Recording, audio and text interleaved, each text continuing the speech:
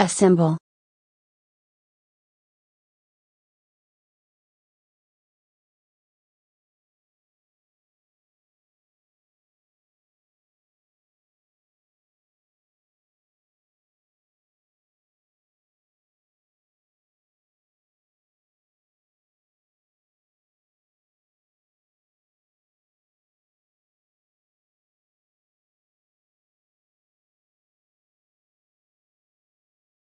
QTC party.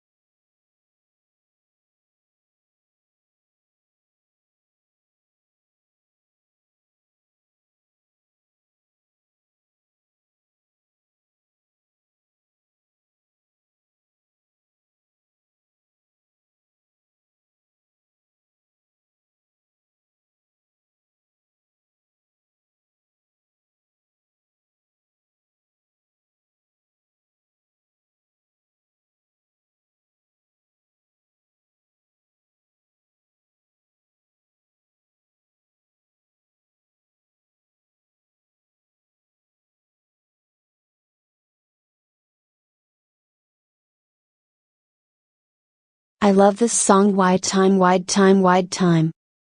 Quinfart wave.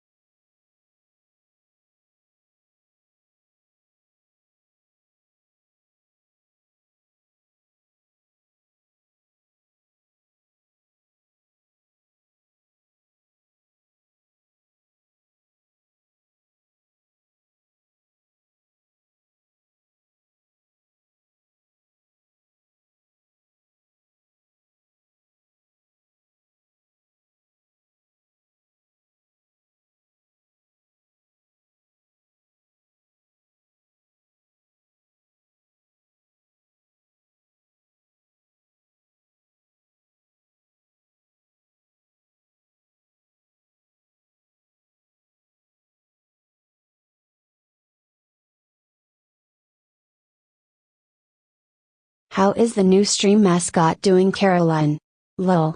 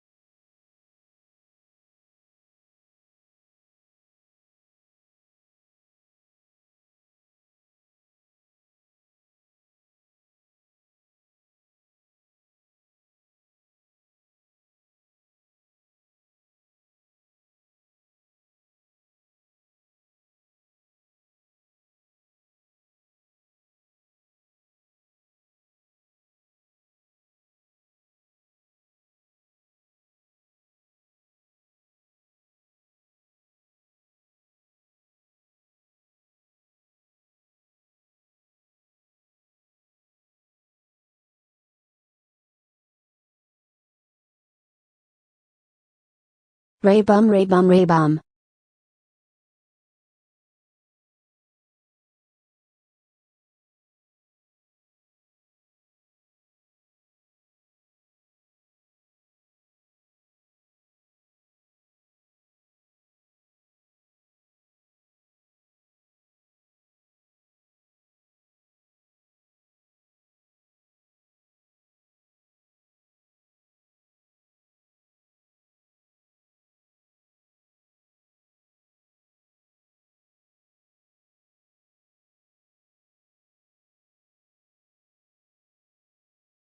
Alrighty, y'all. Happy Tuesday. What up, everyone? Okay.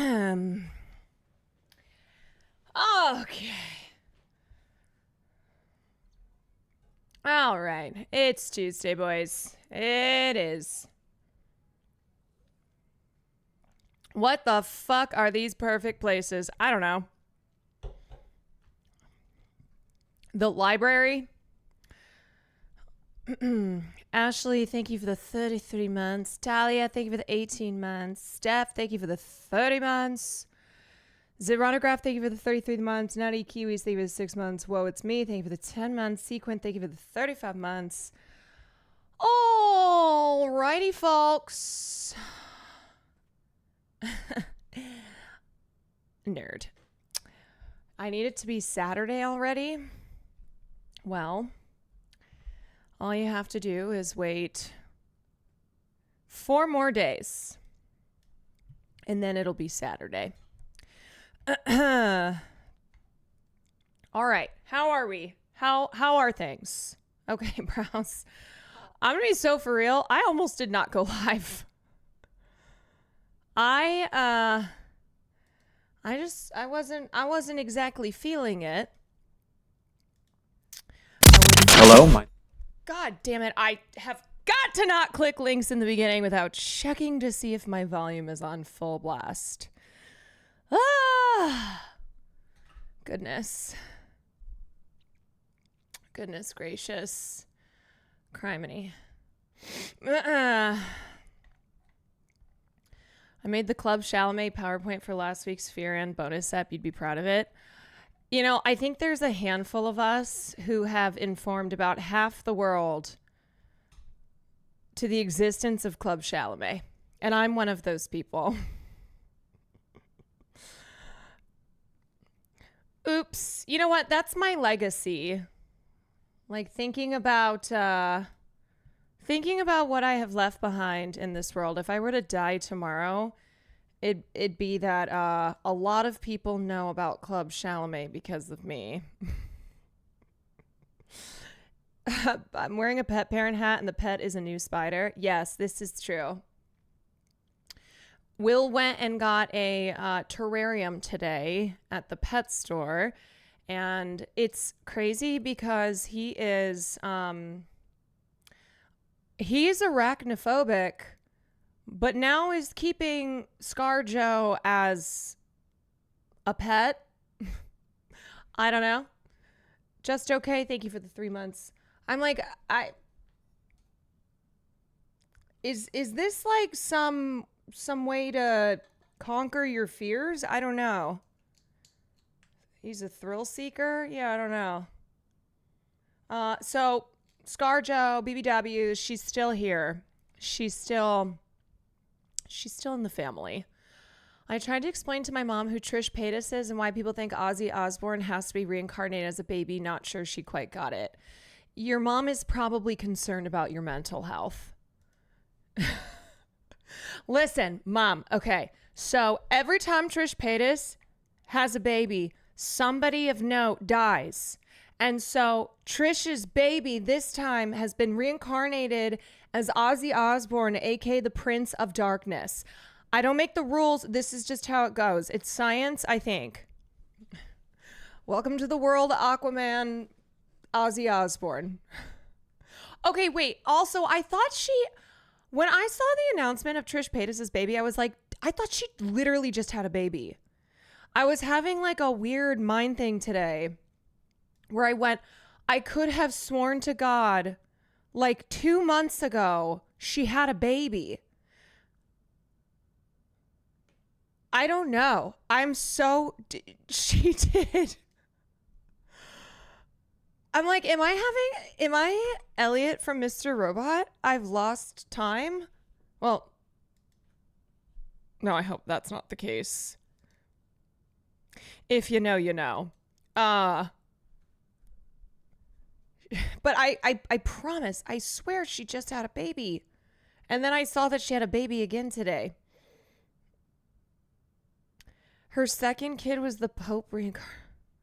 I don't know what it is. Maybe it's one of those weird, like, maybe it's like a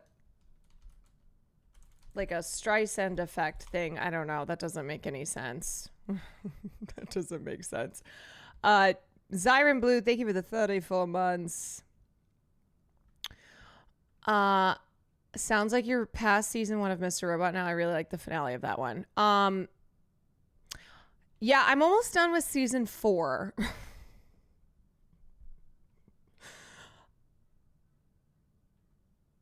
When did I start Mr. Robot? I've watched a lot, haven't I? What is almost? I have 2 episodes left. Started it last week. All right, I'm gonna be so for real. I've watched a lot. Okay, so you got to the big reveal in season 4. I did, and honestly, I've been watching it on my own. Will and I watched the first season, and then he started he kind of seemed to like not be as interested in the second season. He was on his phone a lot playing some game, and then he would fall asleep. So I just blew past him. I wasn't going to wait. I was like, you know what? I'm going to watch 5 episodes while you're doing sleep and whatever else. So then I watched the second season, and then he realized that I had watched like half season without him, and he's like, what the hell? So then I was like, okay, let's watch third season together. Same thing happened. So then I just blew past him. The binge waits for no man. And I watched like 3/4 of season 3 in one night. And then and then he realized how much I had watched. So I was like, okay, fine. We can watch season 4 together. And then he fell asleep again. And so I just did it again. And now I've watched almost all season 4, and he has no idea. I wait for no man. So it sounds like you like the show. I am obsessed. It's intense. It feels relevant. I'm in it. I'm really in it. It's one of those, like, I can't believe I waited this long to watch it. Like, to be fair, it was one of those shows that I was always like, okay, I gotta watch this show. It's so different from what I thought it was gonna be. So first season is crazy good. Second season, not as good. Third season had some of the best episodes of the entire show. And then fourth season has been outstanding again. I mean, it's one of those, it's a show where I'm like, where it feels, honestly, it feels on the level of a Breaking Bad for me. Did the reveal catch you off guard? Yes, absolutely. I would say all the major reveals have caught me off guard. Like, I've done a really good job of avoiding spoilers on this show, and it's 10 years old or whatever. Now you got to get on Andor. Well, I have to watch first. I got to watch Interview with the Vampire. I know I have a lot of shows that are important to this community that I need to watch. What happened to the VOD yesterday? Yesterday, I did not stream. Well, the good thing about Andor is that's a show that I don't need to wait. I don't need to wait for Will for, because he ain't gonna watch it. end stream and watch them all now. You know, okay, when I said I almost didn't stream because I almost felt like it's so I'm far from alone, but when I get like really deep into watching TV, it kind of takes over my life. And so I try not to binge TV too often because then I nothing else matters. Like literally everything else falls to the wayside. I get very locked in. And so I almost was like, I don't even think I can stream. I don't even think I can stream because I'm in that mindset of like, I gotta finish this, and then I gotta keep injecting it into my veins. That's why I prefer movies hard stop. Yeah, I don't binge. I mean, I love movies. You don't binge them the way you do TV unless you're doing the trilogy of Lord of the Rings yet again.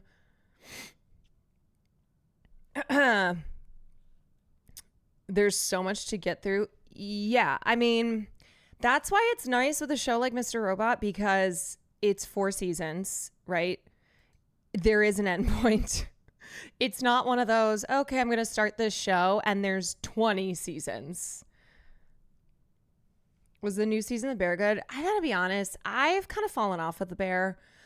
I've watched all the seasons up to this point, but I just like have not felt I haven't even felt a desire to watch it yet. I may at some point. I think I was like a lot of Bear watchers where first season I was hooked. I was really I was in it. I was in the bear cave. And then it just started to go down in quality and I kind of was like, This one was better, but it wasn't like, oh, we're totally back. Yeah. I just, that show is one where I don't feel right now. I don't feel a push to like watch it. It'll probably be one of those when I go, wow, I've watched everything. What can I watch now? I'll be like, I guess I'll watch The Bear. Glorpert, thank you for the 21 months. Short and sweet is The Good Place. You know, I feel like I've seen some of The Good Place. I feel like I'm trying to remember the reason that I didn't commit to that show. Maybe it was just, this is so petty. I think it might have been Jamila Jamil, because for a while there I was like, I was very anti Jamila Jamil. She drove me so nuts that I think it made me not feel this desire to watch The Good Place. There was a while there, Jamila Jamil, for those who know, was like, how do I describe? Constantly going on like podcasts and just kind of in our faces with all her stuff. And there was this like really weird thing about, this is so petty. There was like this story that she would keep telling about being chased by bees. Anyway, there was a lot about Jamila Jamil that was reading Pathological Liar. Yeah. And there was like something very frustrating too about, how do I describe this? So she kind of started to try to make her whole platform about pushing back on like body expectations, which, okay, don't get me wrong.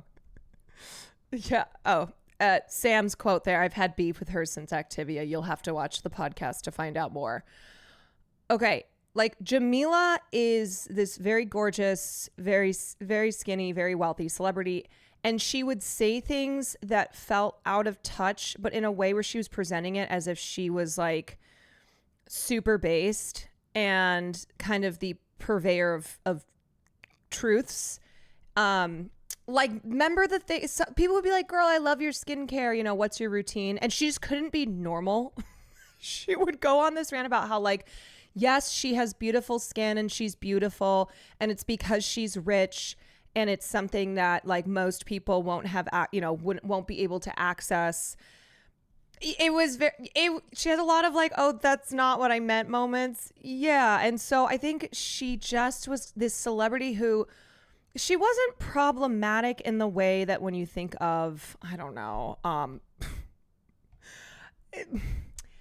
like, there's a spectrum of problematic celebrities, and it's not like Jamila had these enormous controversies. It was just like the way she would say things and kind of the holier than thou attitude where it was like, girl, can you just chill out? Anyway, she was the friend that was always trying to be too woke, but in this just really obnoxious way. And she recently said she doesn't want to be interviewed by women anymore. That's cool. Yeah, it gets worse. Jamila agreed with you. There's a lot that I'm forgetting, but anyway, this stream is not about Jamil. Or is it now? I mean, that's basically her character in the show. Yeah, and I think that was a reason why I was like, I cannot watch this show right now.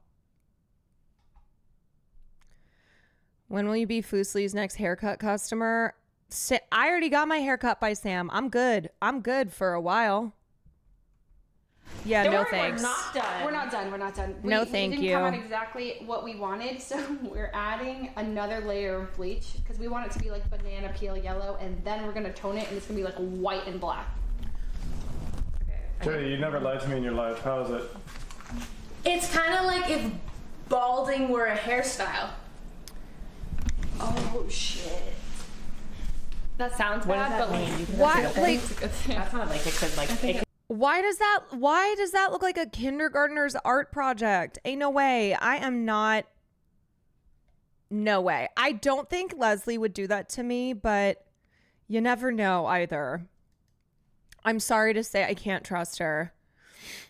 I can't trust her. I don't want to be looking like Connect 4 or something, you know.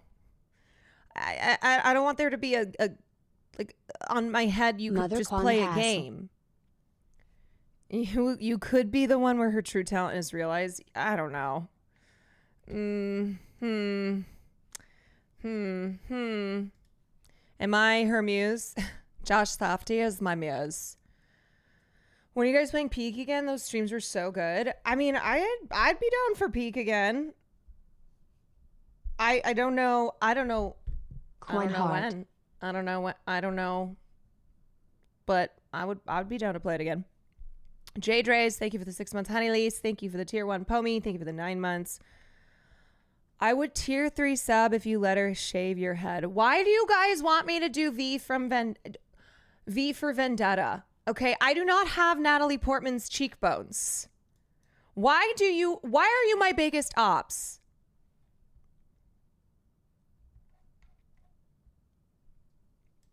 I swear to God, y'all know I cannot be bald, all right? I cannot pull off shaved head.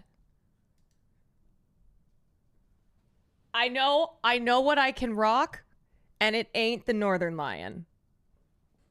You still got the pet spider? I guess, yeah, we do. Not to my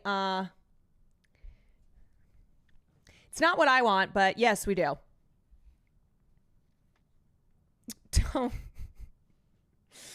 Bald is so hot right now. Is it for me? Is it? Yeah? Is that the move? Would look like Humpty Dumpty with peace and love. Yeah, like, okay. Let me tell you who can pull this off, okay? Women who are angular, okay? Who have faces like Charlize Theron, okay? Who they have features that can rock the shaved head. For me, No. A lot of people would be like, are you okay? I'm just going to say that right now. Okay. If I shaved my head, people would be like, are you okay?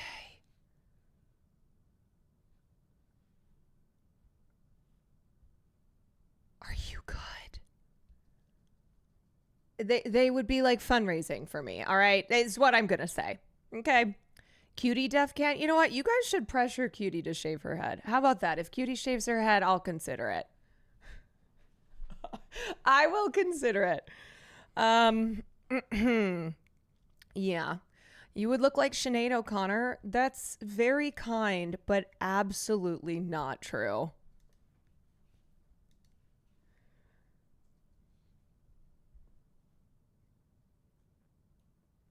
I don't know. She's on her hot girl shit right now. Yeah, no, Cutie would not shave her head. She's in her hot girl era. She's doing the Peloton.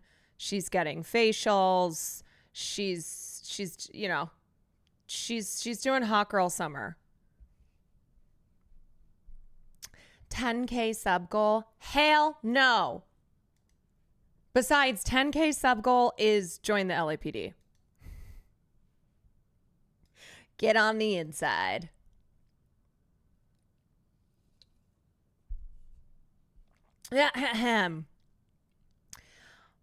I hate to prod, but did Will's tree, why is that in quotes, give you that mark next to your eye? Oh, his tree, as in don't ask him about his tree? No, I don't. No, I know this tree thing. No.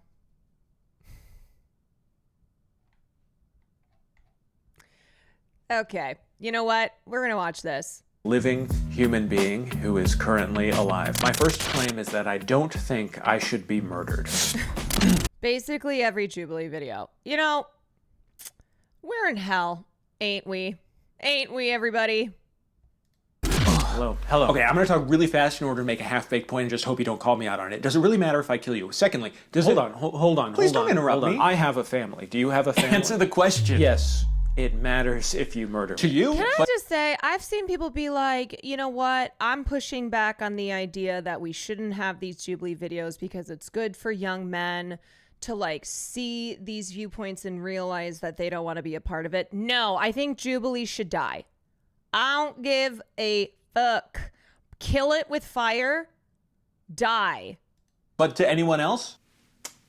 My mother would be disappointed. That's exactly my point. Would anyone else? You're moving the goalposts. For me, it would feel really good to kill you. Like, amazing. Let me get this straight. You believe that you have a better right. I'm saying it would feel good. So you're all fine with this Abolish logic that we ICE, can just abolish say Jubilee. and do whatever we want. No. Because last I checked, we live in a society and not a Blumhouse purge movie. No, hey. And clearly I'm making a pretty good point because everyone's trying to vote you out before I get to the end of my point, which is I've been voted out. Shoot, I was actually really close to getting to the end of my point right there. It's been a pleasure. Cheers.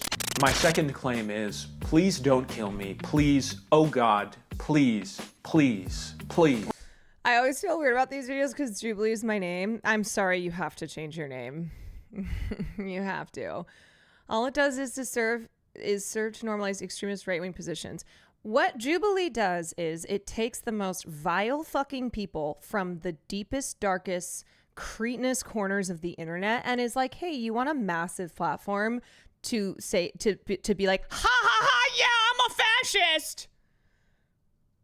That's what it is. And then every time it's the same thing. These clips go viral, which is Jubilee's intention, and everyone goes like, oh my God, I can't believe Jubilee did it again. At least the guy got fired. Yeah, and then he's raised like $20,000 already from the, you know, from the crybaby Nazis who are like, oh, let me give you money. Or $30,000. There you go. All right. There you fucking go. Do we know their process for finding the fascists? Like, that's got to be genuinely, you just go on Twitter and search whoever Elon is in the comments of. Like, I'm sure you just go to Elon's replies and then be like, that guy will work. Whoa. You got here fast. Yeah, well, I really want to kill you. I can tell.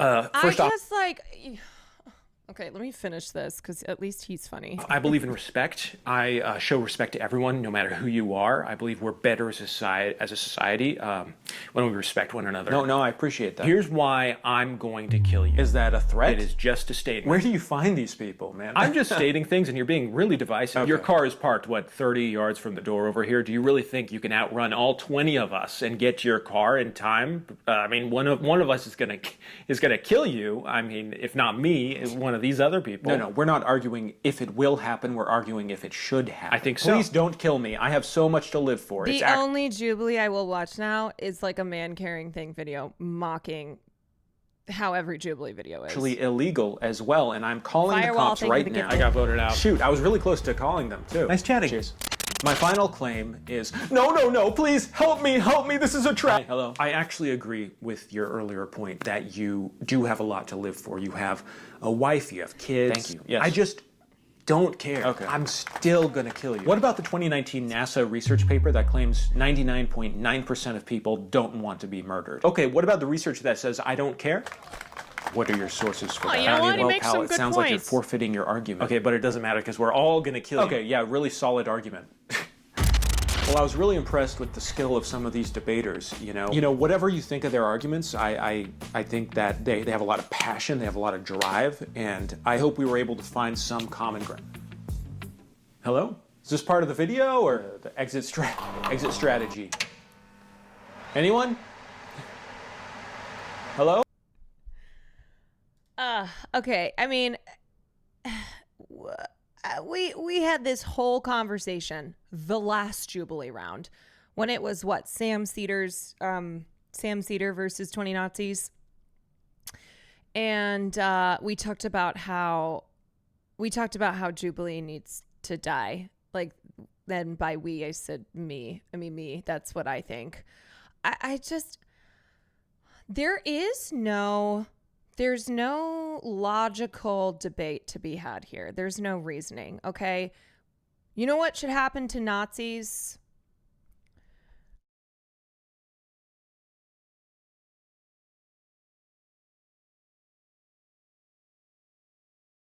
We shouldn't put them on Jubilee videos and give them a massive platform.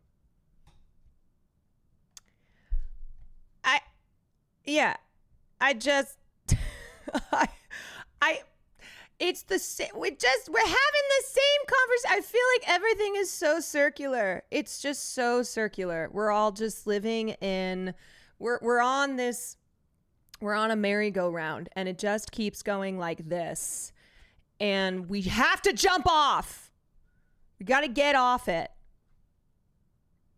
It's rage bait that gives the worst people in society the chance to launch a career as a canceled conservative grifter. Yeah.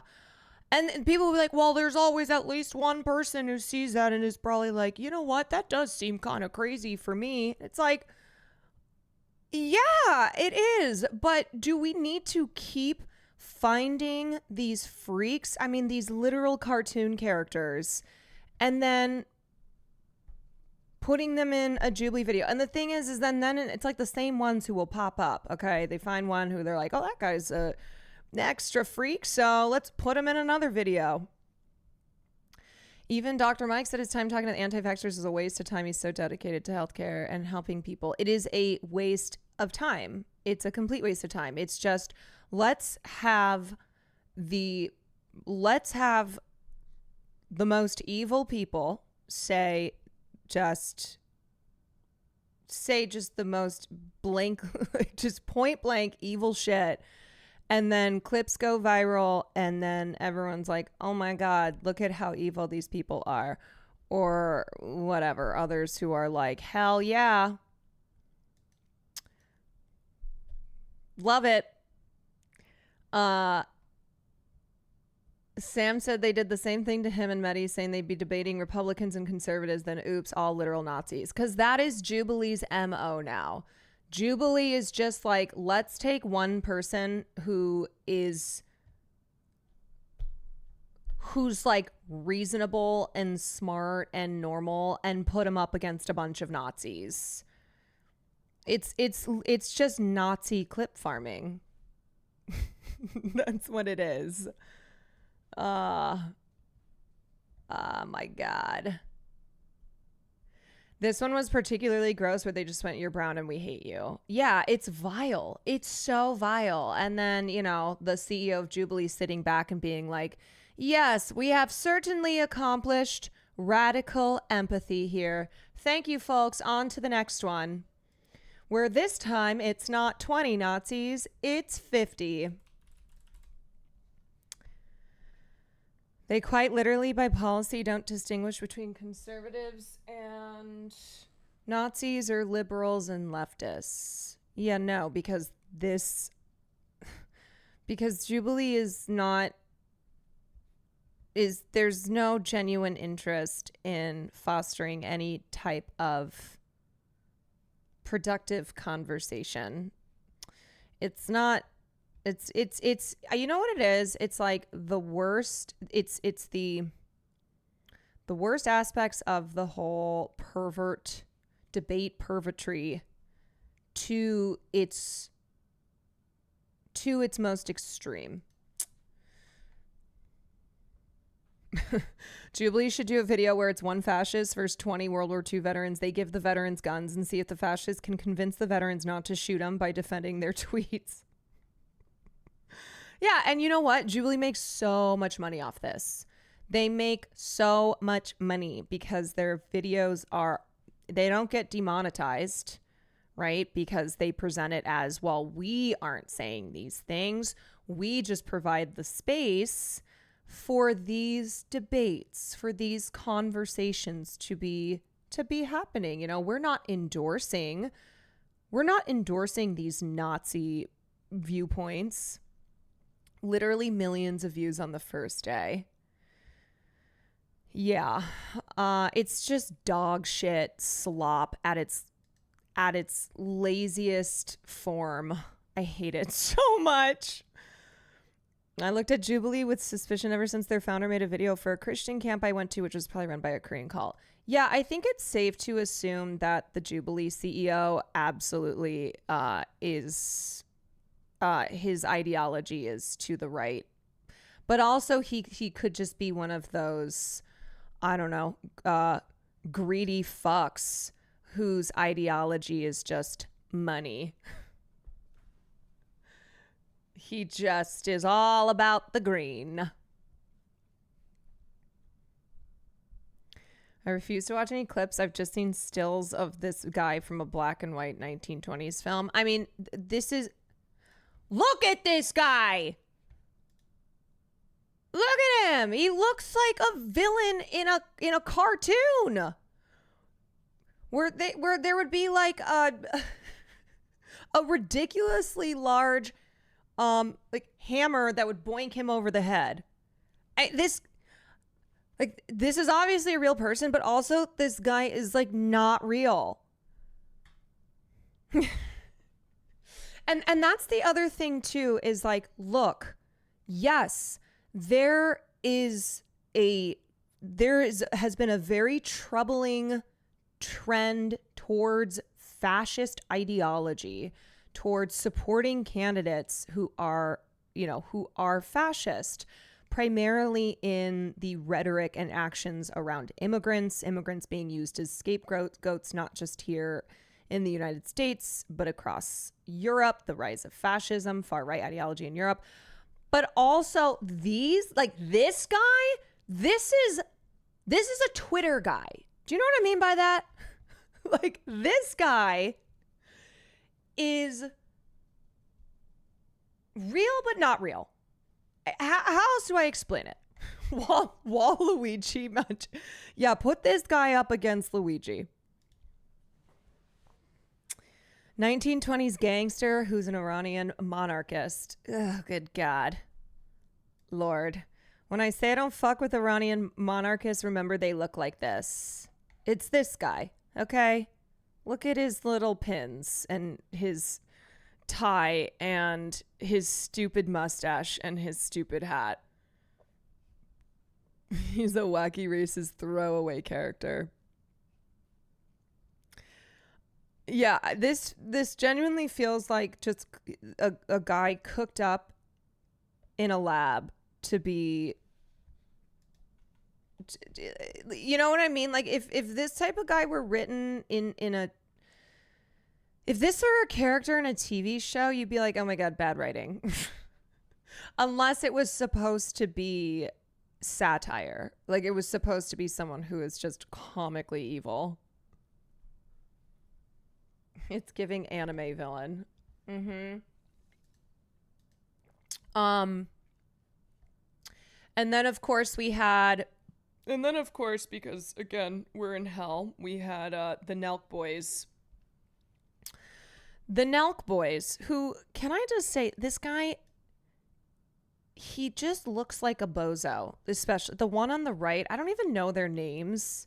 They're just the Nelk boys. Is this one Nelk and this one is boys? But this one on the right in particular with his backwards hat, like, he just looks dumb. Are they both named Nelk? Nelk 1 and Nelk 2. But yeah, this is the state of journalism. This is who's at the forefront of journalism. These two boys. He's 45 years old. Seriously. Nelk boys. Wait, no. Okay, no. I was like, God damn, I thought they were younger than that. No, they're born in 1994 and 1993. You don't know Steiny and Kyle. I mean, all I really know of them is that they're big in the manosphere. They were a part of Donald Trump's alternative media strategy. He mentioned them in his victory speech. They're like part of the Joe Rogan, kind of Jake Logan Paul, that world of podcasters, YouTubers who are just fucking stupid. They're just dumb. They're dumb as shit. And they interviewed Benjamin Netanyahu. Benjamin Netanyahu, who is wanted by the ICC. Okay, this man is a war criminal. He is modern day Hitler. He should be burning in hell. He should be locked in thrown into the Hague for the rest of his miserable days. And these two bozos interviewed him. And by interviewed, they just let him spew genocidal lies and went, oh yeah, this is cool, dude. Yes. Their convo was Hassan, basically them, yeah, we get what you're saying, but we guess from both sides and it's all just content, bro. I cannot describe enough that I think this right here, this is the like content gone too far, the epitome of it. Truly content brain rot. This idea that, oh, we can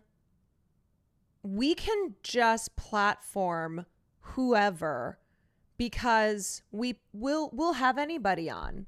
But the problem is, I mean, the fact that it needs to be stated that they have on a genocider, okay? They have a war criminal on their podcast and are not pushing back at all because they're not smart enough, because they don't know how to, because they don't care. It's just about bringing someone like Netanyahu on because that shit goes viral. Like, that's Mr. Genocide. This comment, the one thing I will say is that a lot of their audience, well, at least a lot of comments were really angry about this, which I guess, I don't know, that's a silver lining here. Said, having Netanyahu on is like having modern day Hitler. No, I saw that. Which is, honestly, guys, I'll be honest. I'm here to... It's a good point. Everything is so fucking stupid. Oh, yeah, so you guys brought up the point that having Netanyahu on is like having modern day Hitler. And honestly, guys, I gotta be honest. Yeah, you know what? That's a good point. That's a good point. But the thing is, they don't care. Okay, these bozos, these dumbasses, they don't care. They'll keep doing this stuff. All right, Netanyahu will have, who else wants to have him on next? They don't give a fuck. It's content. Truly. It's brain rotted content. We're here to fucking learn, to be honest, guys. Oh my god, no, you're so Good. It's a good point. Someone said, you're here to fucking learn, guy. We're here to fucking learn, guys. You know what, bro? Dudes, honestly, L. Hitler. Yeah, you know what? That's a good point. What you brought up, and we're all just here to learn. And no cap. For real. So, W's to you all for bringing up some pretty cool points. Yeah, I mean, Hitler was pretty bad, right, bruh? Yeah. The time to learn is not while interviewing modern day Hitler, and the thing is too, this is not. They haven't learned from this. I'm sorry, I just don't believe that this is some turnaround point for the Nelk boys. In the same way that a lot of these dude bro podcasters who are like, wow, Donald Trump is doing the thing he said he would do. We can't believe he's doing it. That they're taking a responsibility. They haven't apologized and been like, you know what? I was wrong. I bear responsibility for the part that I played in this, yada, yada. They don't give a shit. No. The alternative viewpoints they brought up were Sneeko, Fresh and Fit, and Hassan. And it's really, I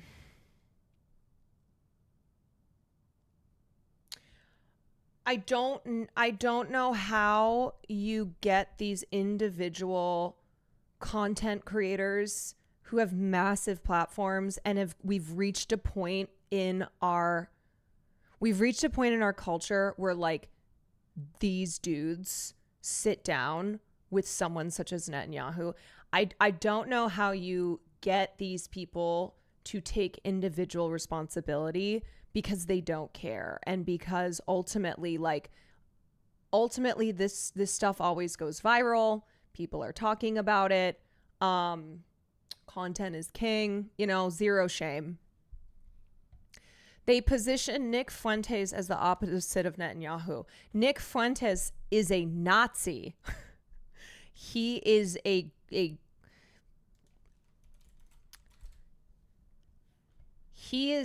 literal groiper who is a piece of shit white supremacist.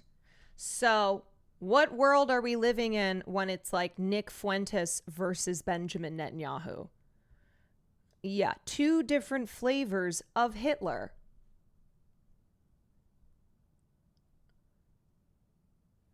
Hassan and Adam Freeland made great points explaining why this was bad to them yesterday, but it seemed like Kyle didn't learn anything or change his mind at all.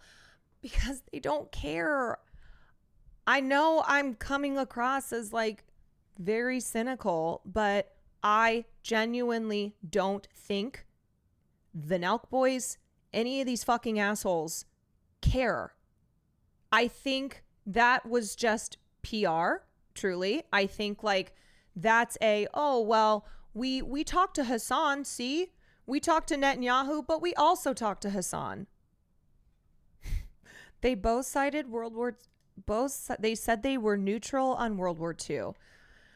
Yes, and ultimately too, these people are they are not equipped to be having these conversations. They were using the outrage to farm. That's what it is. Y'all, most most people in the world of content creation, the only thing they care about truly are views, is cultural relevancy, clout. Like, Asmongold does what he does because it gets him more views than World of Warcraft. He will never stop. And it's why I got to a point where I'm like, I'm not wasting any more time like picking through the latest Asmongold thing, you know, of continuing to give him attention as he just like happily spews really hateful shit.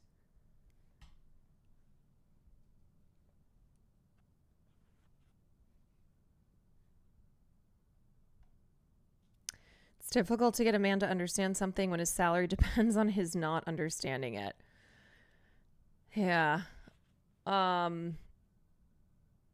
They say they're going to have a pro-Palestine person next week. It's going to be someone like Dan Bilzerian. Oh my God.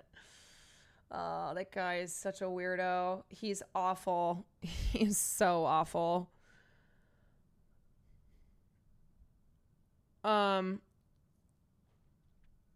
Okay. Here's a piece that Kat wrote on her Substack, Spitfire. Podcast bros are doing war propaganda now. Netanyahu and the Nelk Boys is the logical conclusion of the right's podcast culture. This is what I was talking about, where it's like, this is the epitome of how, of like the worst of content slop, of just totally brain rotted and also dangerous content shit. On Monday, YouTubers called the Nelk Boys welcomed Israeli Prime Minister Benjamin Netanyahu onto their Full Send podcast. For a little over an hour, two 30-year-old men who are best known for their frat boy behavior sat by dumbly while a head of state wanted for crimes against humanity spewed propaganda to their audience of over 2 million subscribers. A lot of comments called the episode dystopian. It is, but it's wholly unsurprising, and fans of the Nelk Boys don't seem to realize that it's the same kind of content they've enjoyed watching all these years. Unlike the previous Full Send interviews with Donald Trump, J.D. Vance, RFK Jr., Elon Musk, O.J. Simpson, Tucker Carlson, and Andrew Tate, the episode with Netanyahu went over like a lead balloon. YouTube doesn't publicly display dislikes anymore, but web extensions can show you the numbers. As of writing, the video currently stands at more than 118,000 dislikes compared to 28,000 dislikes. According to Social Blade, a social media analytics tracker, the Full Send podcast channel and the main Nelk Boys channel have both lost about 10,000 subscribers since the episode aired. That is the reason that they talked to Hassan and Adam. After about 10 minutes of scrolling, I couldn't find a single positive comment on it. Okay, that's a good thing. One top comment with over 21,000 likes says, this was pitched to Netanyahu like, don't worry, these guys are idiots. You can use their platform to push whatever propaganda you want and they won't push back on anything. Sad History Grad, thank you for the resub.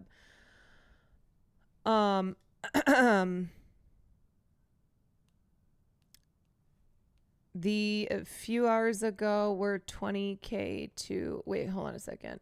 Fake numbers, but I'm sure they line up overall.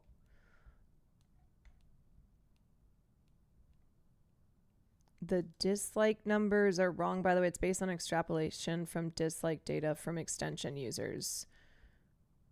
Okay, I gotta be so for real. I really don't understand how any of that is. I don't know YouTube analytics, but I think this is probably a better metric than of having lost 10,000 subscribers. But regardless, okay. So I think like the mass of negative comments and the loss of subscribers after the episode is a metric to use.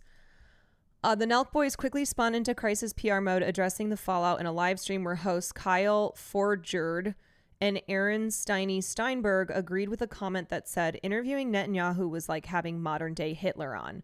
They also joined socialist commentator Hassan Piker on Twitch so he could explain to them that Netanyahu wasn't using their platform to promote a book. He's promoting a genocide.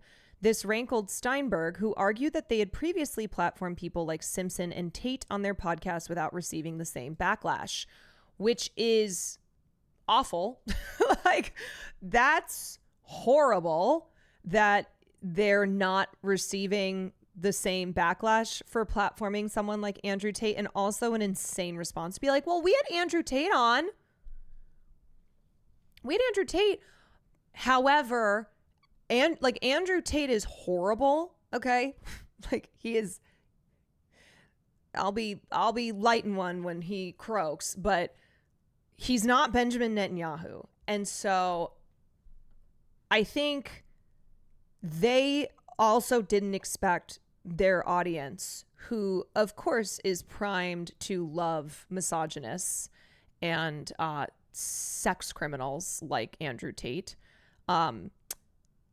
They didn't expect any backlash to platforming someone like Benjamin Netanyahu.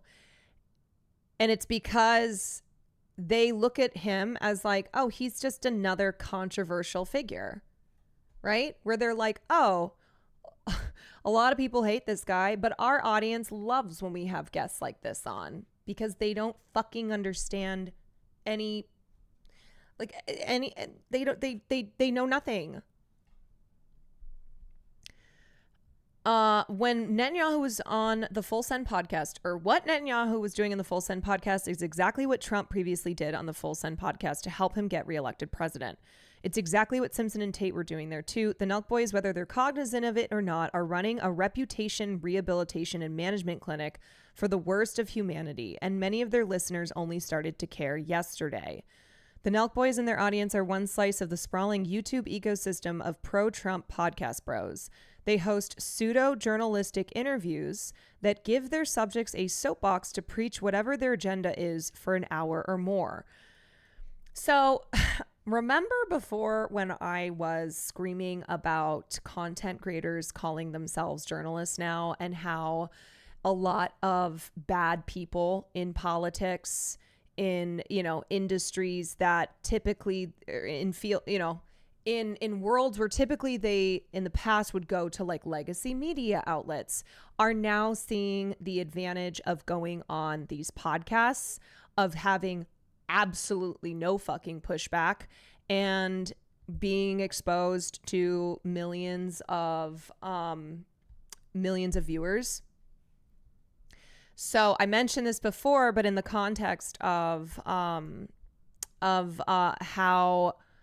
content creators now will seize on major abuse cases that happen in industries like Hollywood. And because of their influence now, and because like a lot of people consume their news, whether it's purely politics or it's about things happening in entertainment, they consume their news through their favorite content creators. Like they'll only watch TikTok, they'll only watch YouTube. And how this now changing of the guard in journalism, where you have these fucking dumbasses who don't have to adhere to any standards. And I'm not saying that like there has not been a lot of cover provided for Netanyahu for Israel's crimes by the mainstream media, but this is what we refer to as alternate media, and has played a bigger and bigger role in influencing politics and influencing the masses, that culminated with the 2024 election. And it's only going to be getting bigger from here on out. So like, it's very bad. It is a bad state of things that these two bozos are essentially calling themselves journalists, are putting themselves in in a position like they're just like they're just interviewing in the way that they would on like 60 Minutes. What the fuck is this thumbnail? That's the thumbnail for the YouTube video. Yeah, I know. What the hell are we doing here? They were actually trying to pitch their lack of knowledge as a relatable thing yesterday. Their idiocy is a positive in their eyes. We're just regular.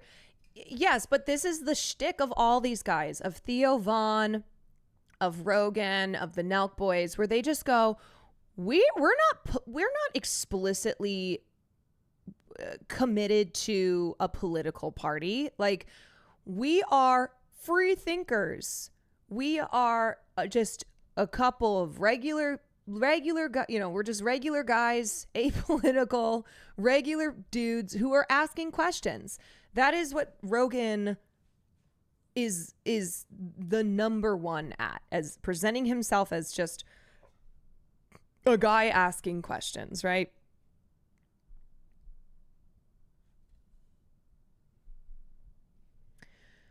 The Nelk Boys in they host pseudo journalistic interviews that give their subjects a soapbox.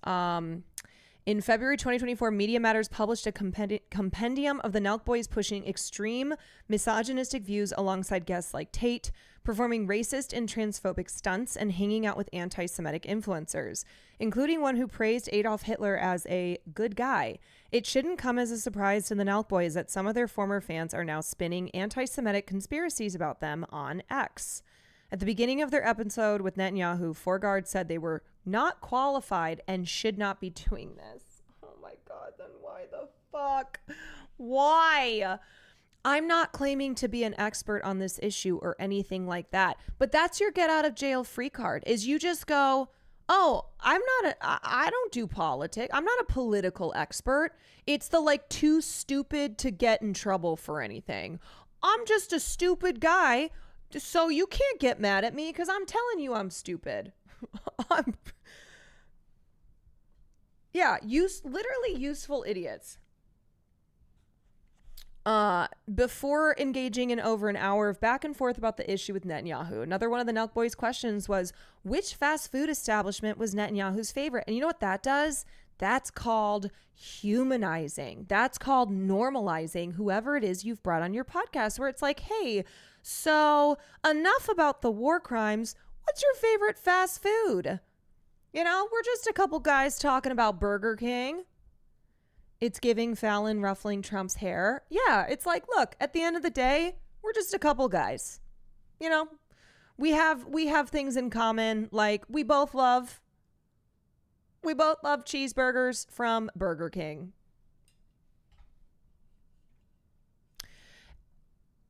Conservatives realize these are platforms with audiences that younger haven't been as polarized yet, and that they can appear just as just a normal guy too. Yes, where their viewers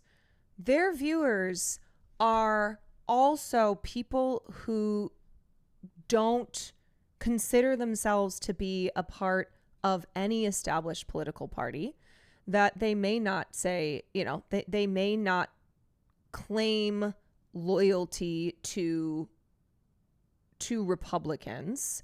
They don't watch Fox News or any other mainstream conservative media outlets, because this is where they spend all of their time. Yeah. And also it's so gross too, the question around fast food, when in that same conversation they asked Netanyahu, hey, so people are say you're starving Gazans, and he lied his evil fucking face off and said, oh, well, no, Hamas steals the food and we're not starving Gazans. In that same conversation. They asked Netanyahu how he felt about an anti-Semite like Mamdani getting the nomination for mayor of New York.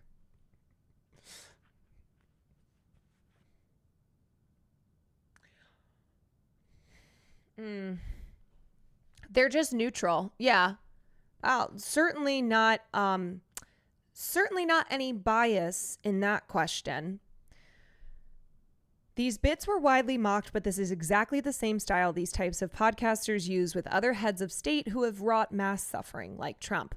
When Trump appeared on Logan Paul's podcast last summer on the campaign trailer, Paul's co-host asked Trump about the Gaza situation and whether Trump's opinions on Israel and Netanyahu had changed over the past 6 months. Trump said no and rambled for 3 minutes about other topics. Trump has appeared in videos and podcasts with the Nelk Boys multiple times. When Trump won re-election, UFC CEO Dana White shouted out the Nelk Boys and a slew of other podcast bros during an addendum to Trump's victory remarks. The Full Send podcast with Netanyahu even took place at the Blair House, the official president's guest house operated by the State Department that welcomes foreign leaders and other heads of state. Netanyahu said during the episode, Forgard didn't seem to know where they were. The Nelk Boys are useful idiots, which are the preferred kind of communicators the Trump administration has selected to broadcast its agenda to the public. Netanyahu is also closely aligned with Trump, who's increasingly replaced traditional media with deferential influencers who lather him with praise. We're technically journalists. No, you're fucking not. We're technically journalists, Forgard added at the beginning of his interview with Netanyahu. What do you mean technically?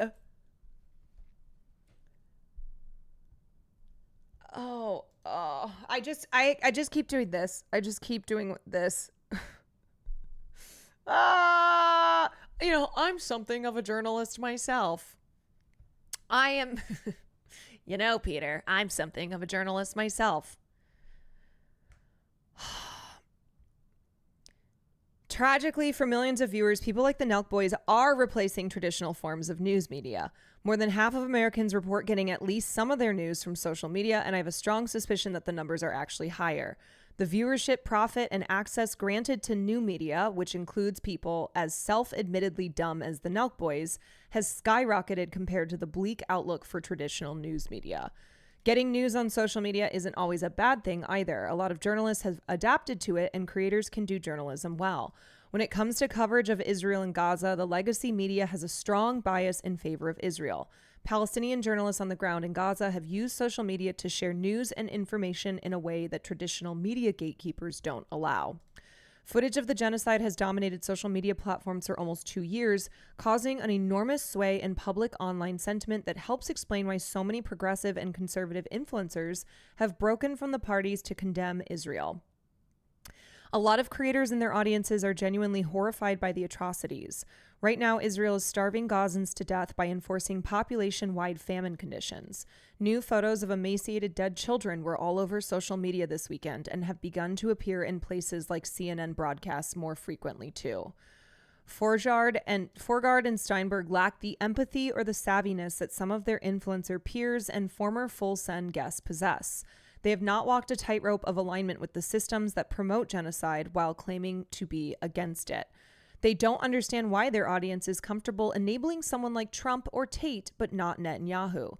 Why they care about some kinds of violence, but not others. Instead, the Nelk Boys have marveled at their own proximity to power. They express that they would like to interview Russia's Vladimir Putin and North Korea's Kim Jong-un someday. I have a feeling their audience would enjoy that. I mean, for any backlash, this is just an opportunity you really can't pass up, Steinberg said. There's no one else doing that. And that right there is exactly what I'm talking about. For any backlash, this is an opportunity you can't really pass up. Content is king. The proximity to power, the clout from this, the notoriety, the views, the sniffing their own farts, it's all that matters. So no, don't expect the Nelk Boys to be taking any personal responsibility, ensuring that literally if Hitler were alive today, which Benjamin Netanyahu certainly is a modern day Hitler, but I mean literally Adolf Hitler, this is what would be happening, okay?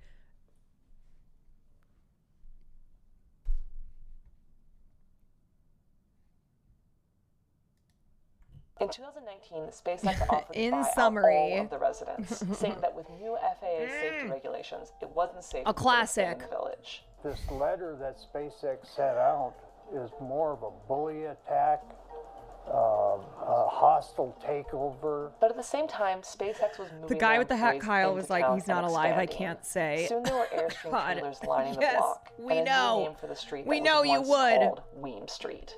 Meme Street. Everything is so stupid. Everything is so stupid. Everything is stupid.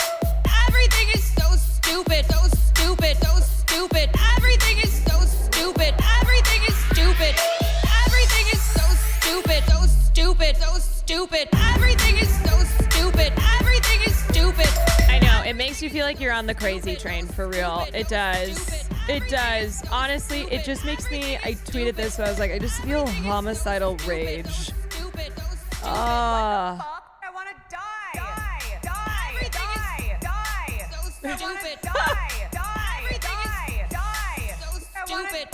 You know what? I think it needs more cowbell.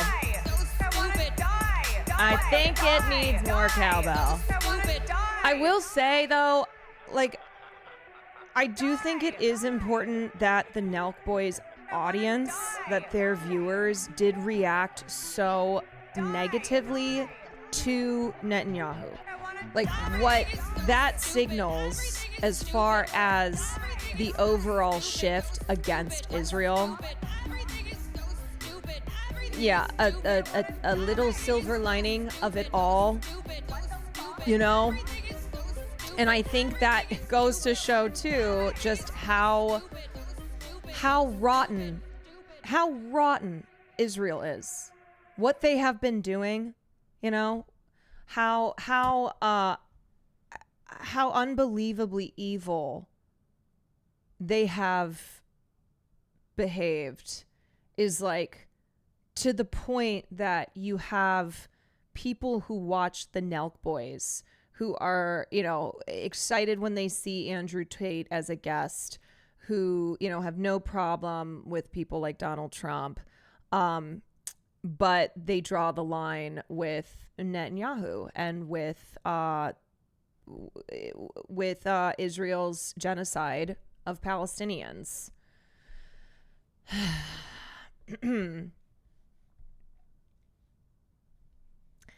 So that's a positive. I mean, yeah, I'm worried it might be more rooted in anti-Semitism than any sort of condemnation of genocide. Well, considering the fact that they like bring on Nick Fuentes as their opposition to Netanyahu, yeah. But also, I think people just do see. I don't even know if there's necessarily like an ascribed bigotry to every person who's a fan of people like the Nelk Boys. I think it's also just I think for a lot of people it is as simple as I keep seeing pictures of dead kids.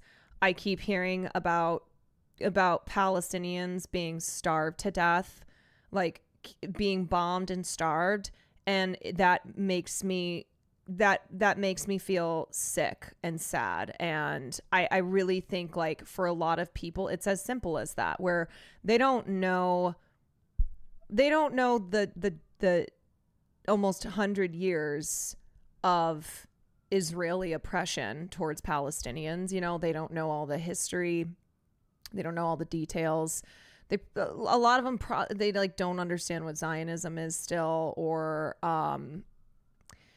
they're not locked in that way. But it's as simple as like just a basic response to seeing a live streamed genocide, right? It's like, oh, I'm not comfortable with seeing dead kids.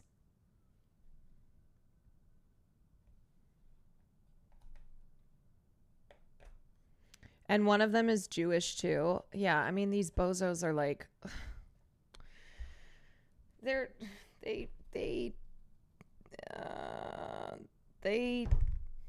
of course, it doesn't matter. Like this, there's no, oh, well, he's Jewish, so how could he also be peddling anti-Semitism? Because they're fucking, you know, they're platforming white supremacy all the time.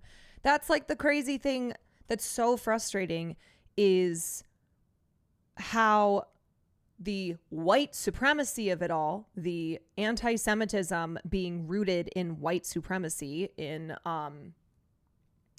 that is not the focus of the conversation around anti-Semitism, of, you know, not talking about like the violent domestic white supremacist threat that we face in this country, that is a threat to all marginalized people, you know. Okay. And then in other news, this article, this lovely piece that the New York Times wrote on Brett Cooper. Brett Cooper is spreading conservatism one celebrity drama at a time. How many fucking times can I say that this is what's going on? Okay. And what's crazy is like, this is not just young men. This is young women. This is young women who are drawn into the type of content that's in the world of true crime, of celebrity news, of wellness, of beauty, and are being radicalized by people like Brett Cooper and Candace Owens. The YouTubers set out to reach young conservatives who felt alienated by mainstream culture. Now she's the newest face at Fox News, though dreaming of her own goop. Did you know that Brett Cooper is only 23 years old and is married and pregnant and has a farm where she does like the trad wife thing too, and yet she's also very rich and very successful? Like, all of these successful trad wifers, they are business women, okay? They're not sitting there just like tending to their chickens as their husband goes out and makes the money and then comes back home and they serve up a warm meal. It's all part of the brand. Yes, it's all part of the brand, the aesthetics. So she has 1.6 million people subscribed to the Brett Cooper Show, where she publishes twice weekly monologues about celebrity and trending news with a conservative bent. She uses headlines about stars like Katy Perry or Simone Biles to argue against feminism and abortion rights, or the trans craze with young people. I genuinely hate to like put myself in even the same sentence as Brett Cooper, but if you like, for anyone who's new to my stream or my content, if you're like, hey, what are you all about? Essentially, I'm trying to be an alternative to this. I am trying to be a person who is in exact opposition to what somebody like Brett Cooper does. Caroline Cooper. Where I am also a woman. I am also a person who covers things happening in pop culture, who covers things happening in celebrity news. And I have not a conservative bent, but a leftist bent. And unfortunately, it's just a lot harder to succeed doing this. If I were doing things like Brett Cooper did, I would be so much more successful. I would have a much bigger audience. Like, that's just how I think that's true. I think that's how it goes. On YouTube, Miss Cooper, whom Fox News signed in late June, represents a new evolution of Republican commentators, an entertainer playing by the internet's rules, rather than the established customs of right-wing media. Her speech is quick and jocular, like a Red State mashup of BuzzFeed and Gilmore Girls. She does not aspire to be a serious anchor or a party leader influencing Washington policy debates. Though Ms. Cooper supports President Trump, her cause is culture, specifically making conservatism look cool and normal to young people. She has the grooming for it. She's an alum of PragerU, the digital content empire that's designed to appeal to budding conservatives on liberal college campuses and prides itself on changing audiences' minds. And she worked at the Daily Wire, a media company for right-wing news with a woke-free streaming entertainment arm.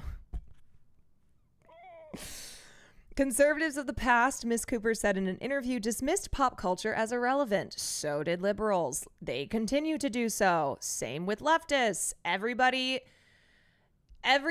seems to it's like, man, look at what's happening. How are we still dismissing pop culture as irrelevant?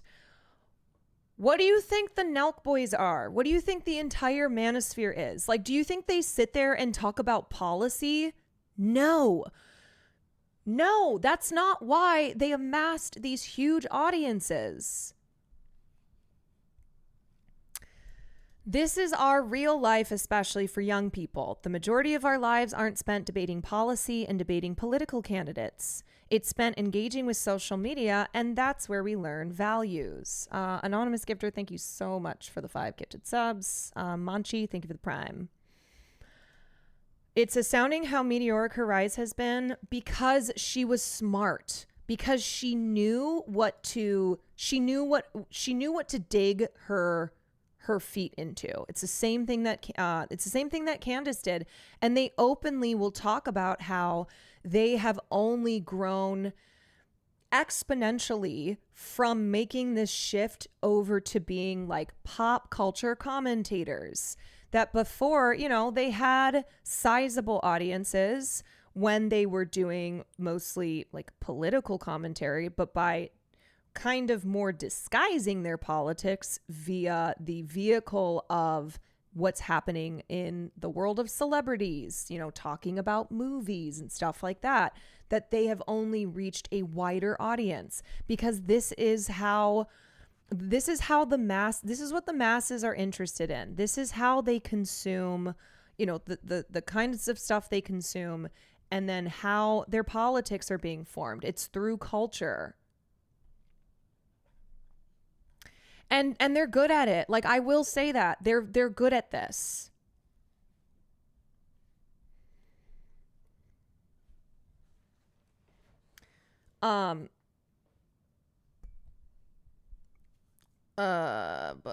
Wait.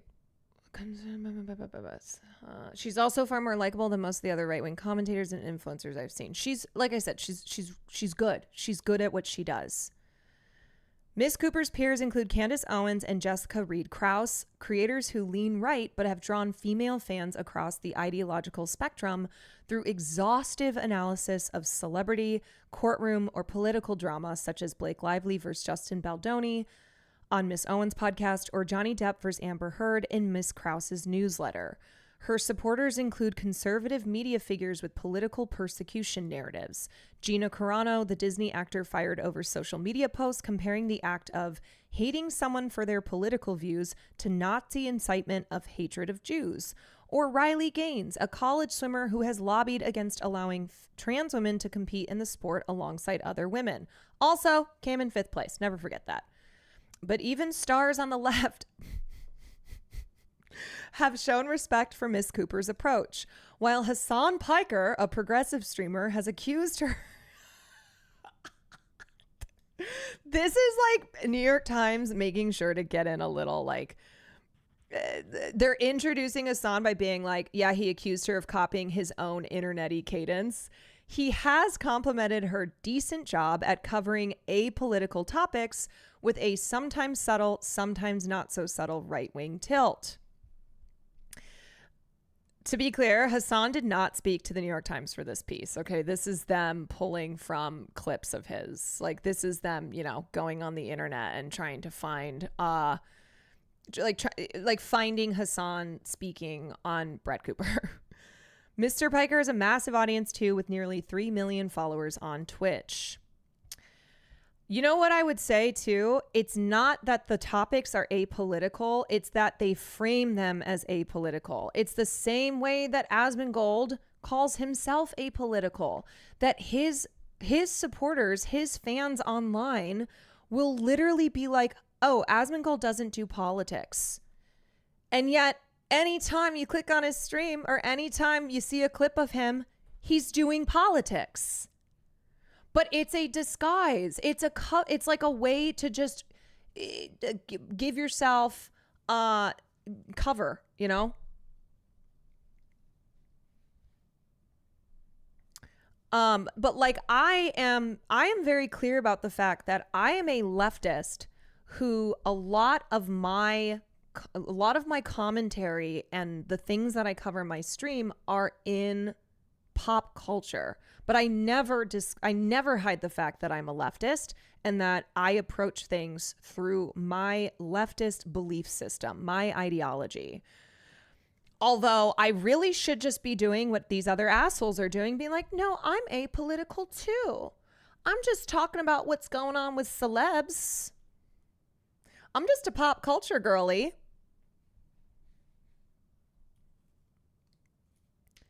Tired of people acting like anyone's apolitical. It's a myth. We all land and lean somewhere on an issue.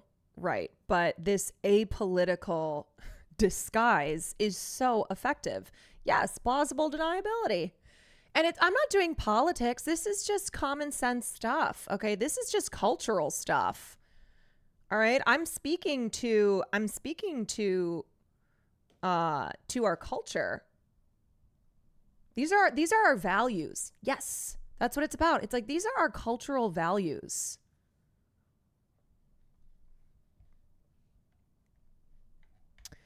Brett Cooper is popping off spectacularly in ways that I could never even imagine for myself. Mr. Piker, 33, soon to be 34, said this year on his channel, "She's cooking." 20 years ago, hosting a cable show might have been a dream job for someone like Miss Cooper or Mr. Piker. Today, with traditional television in decline, more on-air talent is going independent. Miss Cooper is already under her own shingle, having departed the Daily Wire to start The Brett Cooper Show on YouTube in January. That move freed her to sign her own brand deals worth millions for top-tier influencers. Miss Cooper recently joined the podcasting network Red Seat Ventures, which sells advertising for Megyn Kelly, Tucker Carlson, and Piers Morgan. Another person who did this like pop culture shift is Megyn Kelly. Megyn Kelly used to be on Fox News.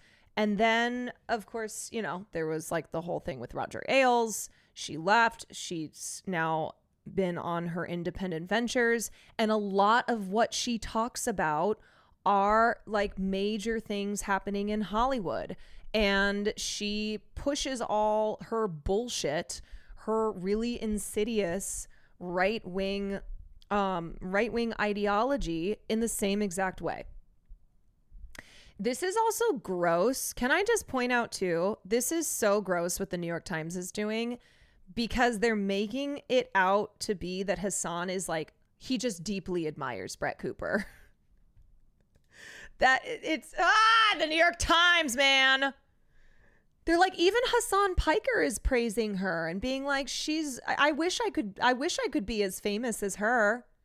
I wish I could be as successful as her.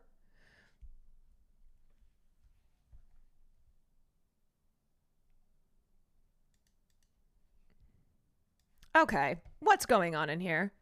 Is she as good looking as you, Caroline? Shout out. What's your beef with her, Brett Cooper? So Brett is just the right-wing version of Caroline and she has a problem with that. Why can't Brett do her thing and Caroline do hers? Can we see pic of Brett Cooper? Shout out to all the... oh, there we go. Females. You use the word females. Yeah. That tells us all we need to know. Shout out to all the females out there killing it. Oh, brother. Oh, brother. Yeah, shout out to all the females. He was in Sad Girls chat and Enemy Charlie's chat being an absolute creep. Wow, I didn't get that feel at all. The chatter who said shout out to all the females? No. Not at all. Can we get a Jubilee of Caroline and Brett to hash this out? Just know if that ever happens, I've lost my fucking mind. If there is ever a Jubilee video that I am in. Oh God. Oh. That's it for me, okay? Take me out to the pasture.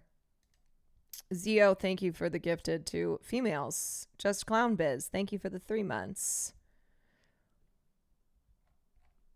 What if she was like, I don't fuck with libs, but you're cool as hell? I'd be like, I'm not a lib. You continue to insult me. Okay.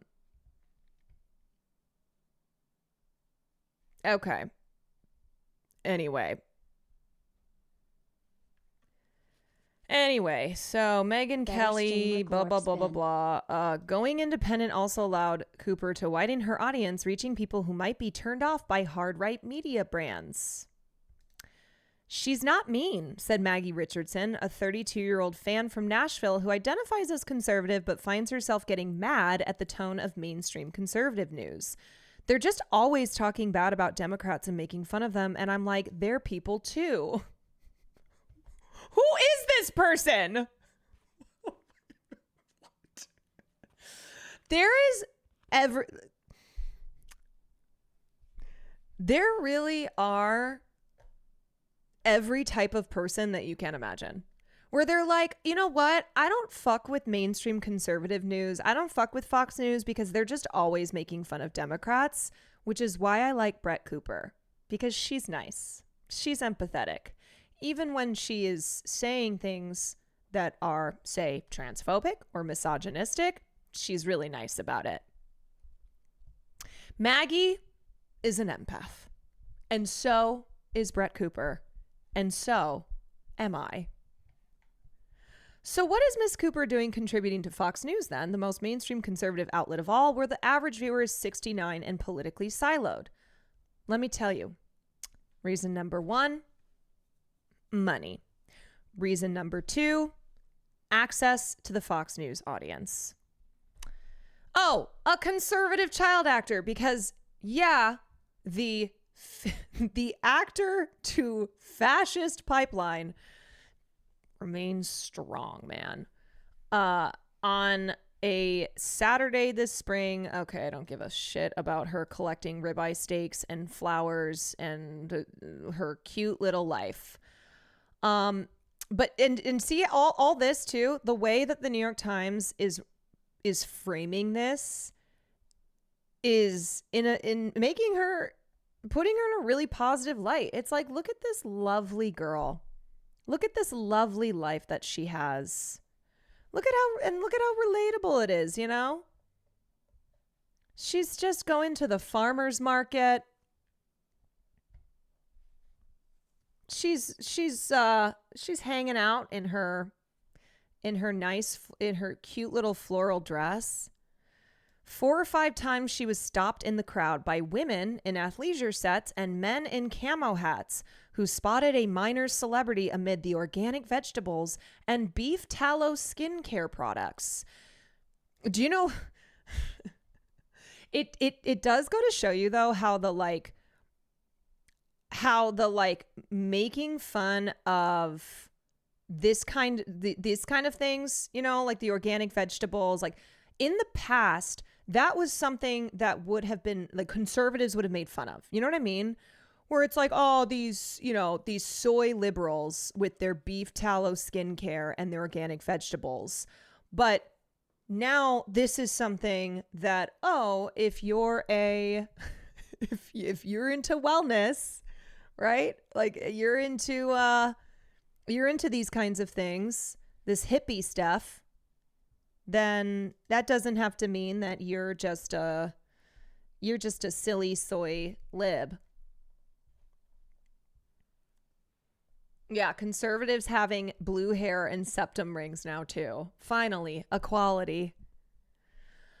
I'll be honest, said Joshua Hertz, who's 28. Approaching Miss Cooper had made him nervous, but I want to get out of my comfort zone a little more. No reaction could have pleased Miss Cooper more. Underlying her work is a call for young viewers to be more self-assured, especially the young men, she said. Her YouTube audience is 53% male, according to her publicist. She wants young people to articulate your beliefs and stand strong in them.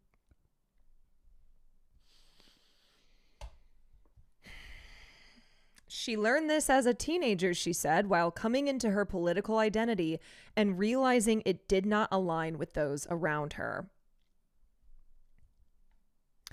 Miss Cooper was a child actor, homeschooled by her mother and emancipated at 15 amid her parents' divorce. Her roles included Trailer Parker, a bullied high school student on the 2018 streaming series adaptation of Heathers. At least she was bullied. Miss Cooper enjoyed acting, but not the lifestyle. Filming locations and schedules were out of her control, and scripts were just too raunchy, she said. She enrolled at the University of California, Los Angeles, but found herself socially alienated. Her peers embraced Bernie Sanders, protested racial injustice, and could not tolerate her support of Mr. Trump, she said. She left her sorority in 2020 as it wrestled over whether to congratulate or condemn its alumna, Amy Coney Barrett, the new Supreme Court justice who would later vote to overturn Roe versus Wade. I wonder why she was socially... I love this. Like, she found herself socially alienated because her peers were protesting things like racism. Miss Cooper found community instead through Prager Force, the student street team of PragerU, a young conservative recruitment group. Moonside Boob, thank you for the reset. PragerU wanted to produce more right-wing content creators. A few months after her graduation, Ms. Cooper received a message from a member of the Daily Wire staff in Nashville asking if she would audition for a new commentary video series tailored to a young audience. The comments section, which featured Cooper reacting to daily celebrity news and internet trends, debuted in March 2022. Unfortunately, when it comes to media, be it radio, television, the internet, conservatives are always ahead of the left, liberals and the left, okay? Like, they just understand it. They just know how to make really effective political appeals using whatever form of technology, whatever way media is being mass consumed.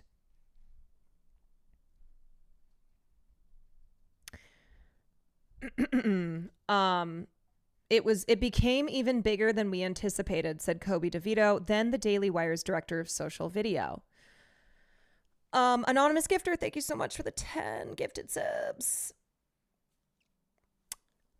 Because the messaging and their audience, it's simple as hell. Yes. And it's like, it's exciting stuff, right? It's people are interested in hearing, in hearing the drama about Blake Lively, but they don't want to sit there and have someone drone on about what's happening in the House. Like, the House today voted on amendment, blah, blah, blah, blah, blah. They're like, tuning out. Okay. I am always reminded of this whenever I get together with friends who are not like politically brained. Okay. Just your average person, especially female, like especially my girlfriends, my females, especially the females in my life, who they're just like on Instagram. Okay. They're on Facebook. And so when we get together and we're talking about stuff, it's also because politics has always been this thing where it's like, ooh, we don't talk about politics, It's like, ooh, that's not appropriate for the dinner table. Oh, politics is not something that, like, we don't get into politics. That kind of mentality, right? Oh, but let's talk about Amber Heard, Yeah, that fucking bitch. Like, oh, what a lying whore. Or, oh yeah, did you see what happened with did you see what happened with like Snow White? Isn't that crazy? That Rachel Zegler seems like she's such a bitch. For a lot of political commentators, it typically takes years and years to find your audience, to find your voice. But within 4 months, the comment section reached 1 million subscribers, occasionally outperforming the Daily Wire's flagship properties, including The Ben Shapiro Show. That's wild. Within 4 months, Brett Cooper's show, which was all about daily celebrity news and internet trends, was eclipsing even Ben Shapiro's flagship show. Viewers have remarked on the and did you notice too that over the last couple years, Ben has also tried and pivoted to doing like commentary on what's happening in pop culture. Like when he does his like theatrics over a movie like Barbie, when he's like burning the Barbie and doing a Barbie review. But what Brett had over Ben is, one, she was younger. She is younger. She's just more tapped in. She just comes across as like more natural speaking about these things.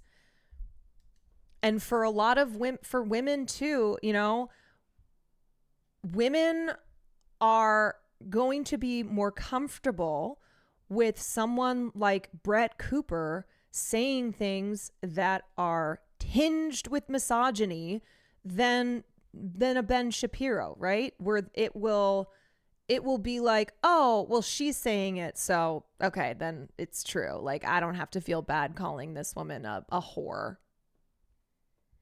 Miss Cooper also returned to acting at the Daily Wire. The company's scripted projects were produced by Jeremy Boring, who stepped down as the company's co-chief executive in March to focus on such creative endeavors.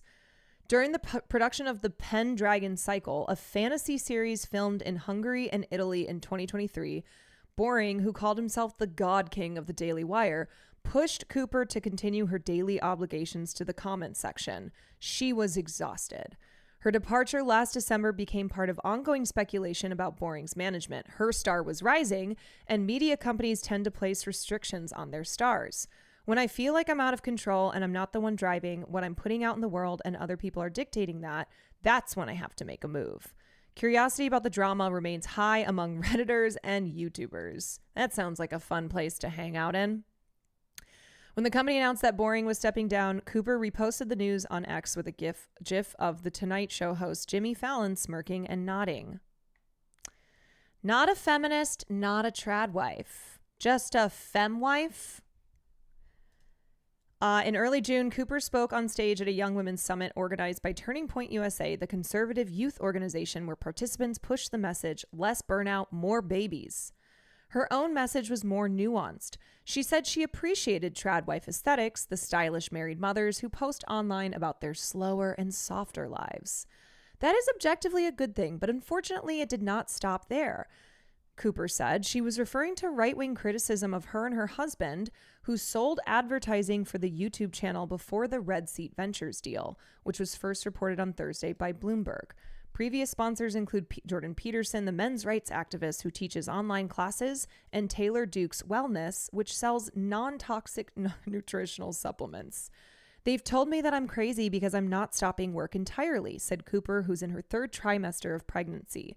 She praised working women and criticized those who glamorized milkmaid sundresses. So what's interesting here, you guys, is that Brett Cooper represents something that I think a lot of young women feel comfortable in seeing her as a role model, where there is this pushback within young MAGA against the conservative, traditionalist aspects of republicanism, right? Like first of all, they hate the cultist MAGA weirdos who wear Band-Aids on their ears to represent Donald Trump being shot, like in solidarity. Okay, they make fun of him. And they also don't like the 1950s conservative, traditionalist lifestyle. Like you, like me. Right. Now, obviously, like the trad wife thing is a popular trend, and there are a lot of women who have blown up in popularity because of this trad wife aesthetic. But someone like Brett Cooper is an in-between, okay? She is a representative of, hey, so we're sick and tired of women on the left who hate babies and think that being a wife and a mother is something that's evil. You know, these girl boss liberal freaks. But also, we're not totally into the restrictive 1950s, all you can do is be a wife and a mother. And so here you have someone like Brett Cooper, who is like, I'm the in-between.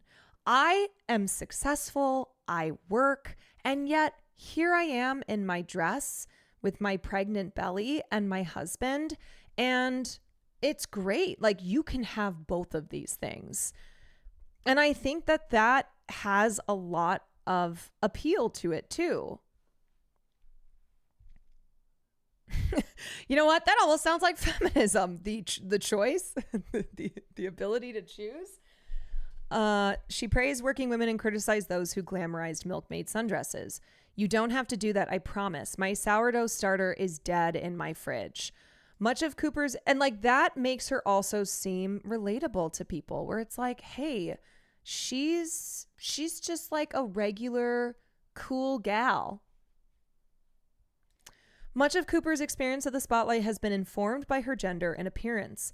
Men send her lascivious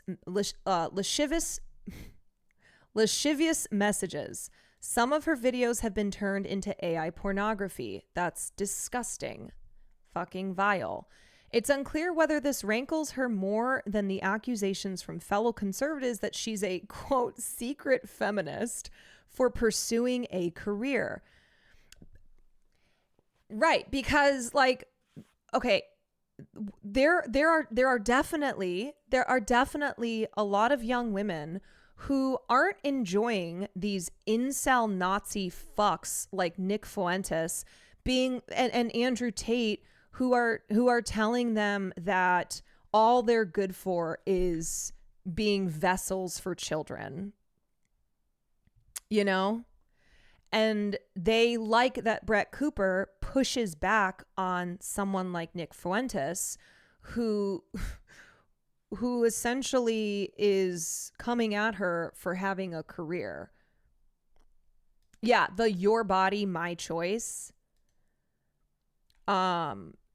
He's called Miss Cooper's voice grating and her channel a hate watch on his own show.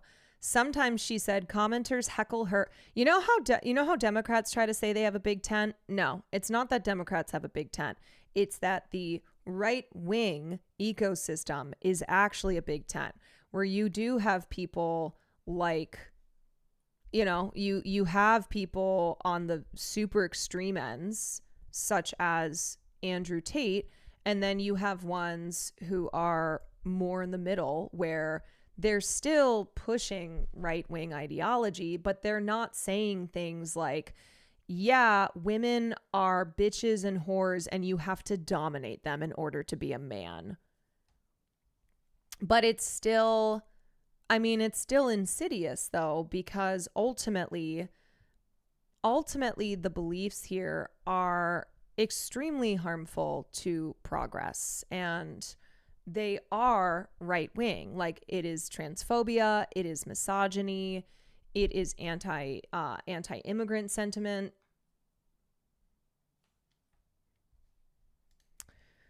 Cooper has been critical of some prominent women in media too. In a June episode, she listed a few women who need to just shut their faces, including Whoopi Goldberg and Meghan, Duchess of Sussex.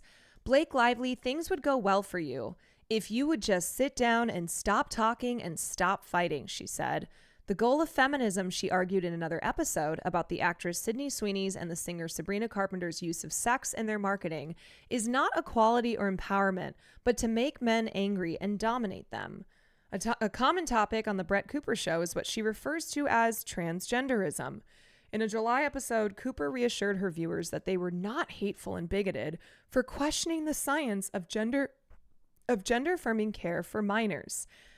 In case you ever doubt yourself or feel insecure, she said.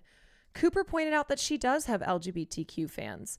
One came to her first live show, at a New York City comedy club in January. During a moment of audience participation, he asked for the host's help in finding other gay conservative men in the city. Afterward, Cooper's publicist, who had enticed a whole row of reporters to the club from Vanity Fair, NBC News, W Magazine, Semaphore, and more, that is fucking insane, tried to set up the fan with a New York Post reporter. Yeah, I mean, look at her audience here, okay? There are plenty of women in her audience. There's couples, there's singles. Like, I don't really see many people of color, but probably some who are there. Is she doing stand-up? No. Much worse, which says a lot. No, she's not doing stand-up. She's doing a live presentation of her show. Okay. Before the Fox News deal, Ms. Cooper was not so sure about television. I think there are probably other people who love news more than I do who are better at TV than I am. Cooper was more interested in merging media and commerce, true to her generation. Mr. Beast, the world's most popular YouTuber, now generates more revenue from chocolate bars than from videos. How? Who's buying the Mr. Beast chocolate bars? He's generating more revenue from chocolate bars than from videos? That's fucking crazy. Y'all, it's a ripoff of, it's a lesser version of a Crunch bar. Oh my God. It really is a subpar version of a Crunch bar. Like, if you like the Mr. Beast bar, may I introduce you to a Crunch bar, please? Cooper, who's working on a book of essays and brainstorming a consumer product, a subscription cookie dough business has been floated, did not cite political commentators or podcasters as her influences. Instead, she named Reese Witherspoon, whose media company adapts book club selections into scripted projects, and Gwyneth Paltrow, who turned her wellness newsletter into the Goop retail brand. I know the feeling of what I want to put out in the world, Cooper said. I don't know how that translates to something tangible yet. But still, Fox News executives believe Cooper could host a show on the network someday. Lauren Pedersen, president of Fox Nation and talent development for Fox News Media, praised her fierceness and humility, a combination that people don't always expect in female talent. Oh my God, this is so misogynistic. Wow, you're so fierce and you have humility. That's not something that we usually expect within the females. She praised Ms. Cooper for speaking openly about her troubled childhood and complicated family dynamics, including her brother's death from cardiac arrest when he was 17 and the major mental illnesses plaguing others in her immediate family, including schizophrenia and suicidal ideation. Again, that has helped ingratiate herself to a constantly growing audience by being relatable, by being a normal person who has, who deals with issues that are unfortunately familiar to a lot of people. Yeah, you know what? Mental illness in your family, she's just like me. But not everyone cheered her leap into the cable news world. On social media, there was some disappointment that a star of independent media would go corporate. It was clear, however, that both parties benefited from the multi-year deal. More specific terms, including her compensation, were not disclosed. I will tell you, it is a lot of money. Cooper gives Fox News another fresh new face and ideally some of her younger viewers. Fox News gives Cooper access to a larger audience, 2.6 million people in primetime compared with her average June viewership of 500,000, to better sell her future books and any other wares. Cooper called Fox News an unrivaled cultural giant. The job is also paid. Though Cooper declined to share her own YouTube show's revenue figures, her manager said it was profitable. So far in Fox News, she has been asked to opine about the strong, intelligent women in Mr. Trump's White House and to explain Democrats' generational divide as young progressives call for new party leadership.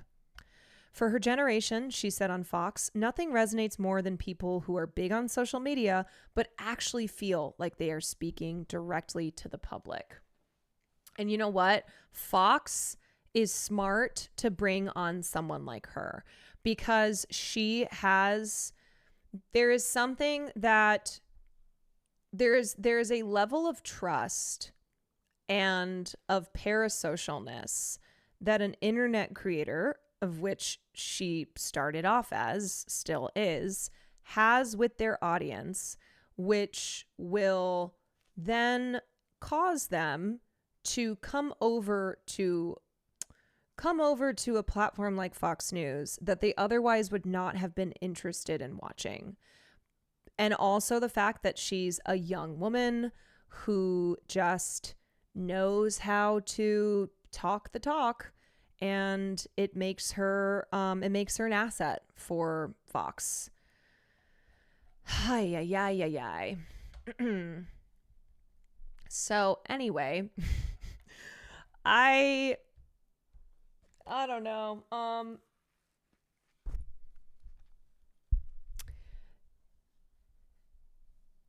Does everything she says feel carefully artificially worded like it was focus grouped, or am I being a hater? I think no, I know what you're saying, but I think the rhetoric that she uses is she just knows the things to say that people are looking for, that they're interested in hearing about these topics in the way that she is talking about them. And so it's not that it's total authenticity, but it's that her audience feels like it's authentic.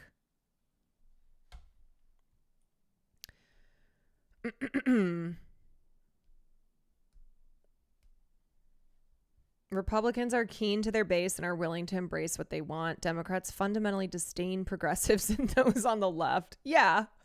I mean, they're constantly fighting us. They really are. Like, Democrats look at their biggest ops as progressives, the left. They're like, we gotta take them down. Okay, that's who our number one enemy is. And then, you know, for every, like, what's frustrating is that Hassan has gotten a lot of coverage in mainstream outlets, but he's like one person. No, he is one person. And meanwhile, you have like Brett and Candace and a multitude of these right-wing pop culture commentators who I'm just always seeing a massive piece on them, right? Whether it's in Variety, in Vanity Fair, in New York Times, and they're just there's not enough people on the left who do the things that these people do, but through the lens of leftism. But also they don't have the support and the mainstream coverage and the just built-in massive network that these people do on the right. It's just harder to do this when you're on the left.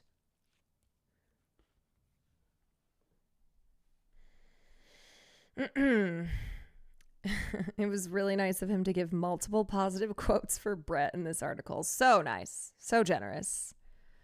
Do you think it has to do with them doing PR pitches? 1000%. As you saw in this piece, her team at her show here, they had Vanity Fair, NBC News, W Magazine, Semaphore, a whole row of reporters that her publicist had gotten to show up to the show and report on it. Like, I read another piece before on I think it was like specifically about this live show that she did.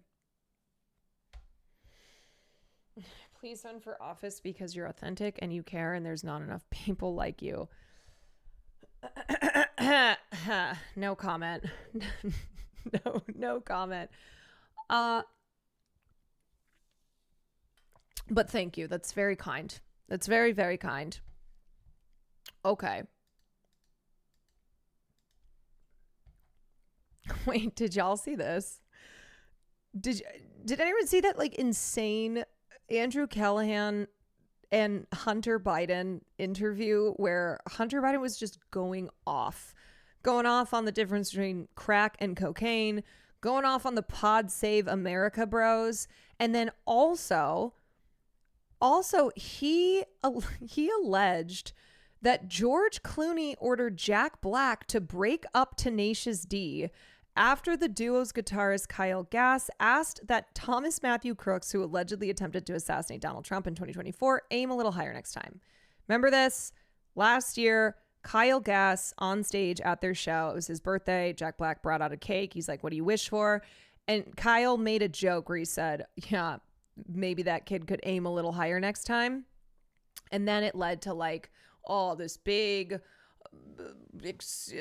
how could Kyle do that? You know, he was forced to apologize. Tenacious D, you know, Jack Black berated Kyle's statements, said, I don't support this, essentially threw him under the bus. And then Tenacious D announced that they were going to be taking a break.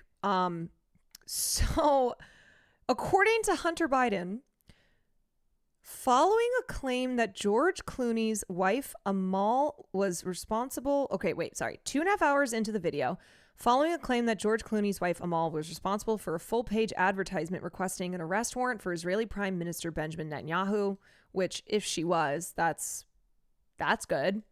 Callahan says, "My only really famous Hollywood friend is actor Jack Black. We used to be neighbors in Los Angeles, and Tenacious D did a concert in Sydney, Australia. And this is the day after they tried to assassinate Trump. And I guess Jack Black's guitarist or whatever jumps on stage and he yells something into the effect of, 'Hey, next time you try to shoot Trump, aim a little bit closer.'"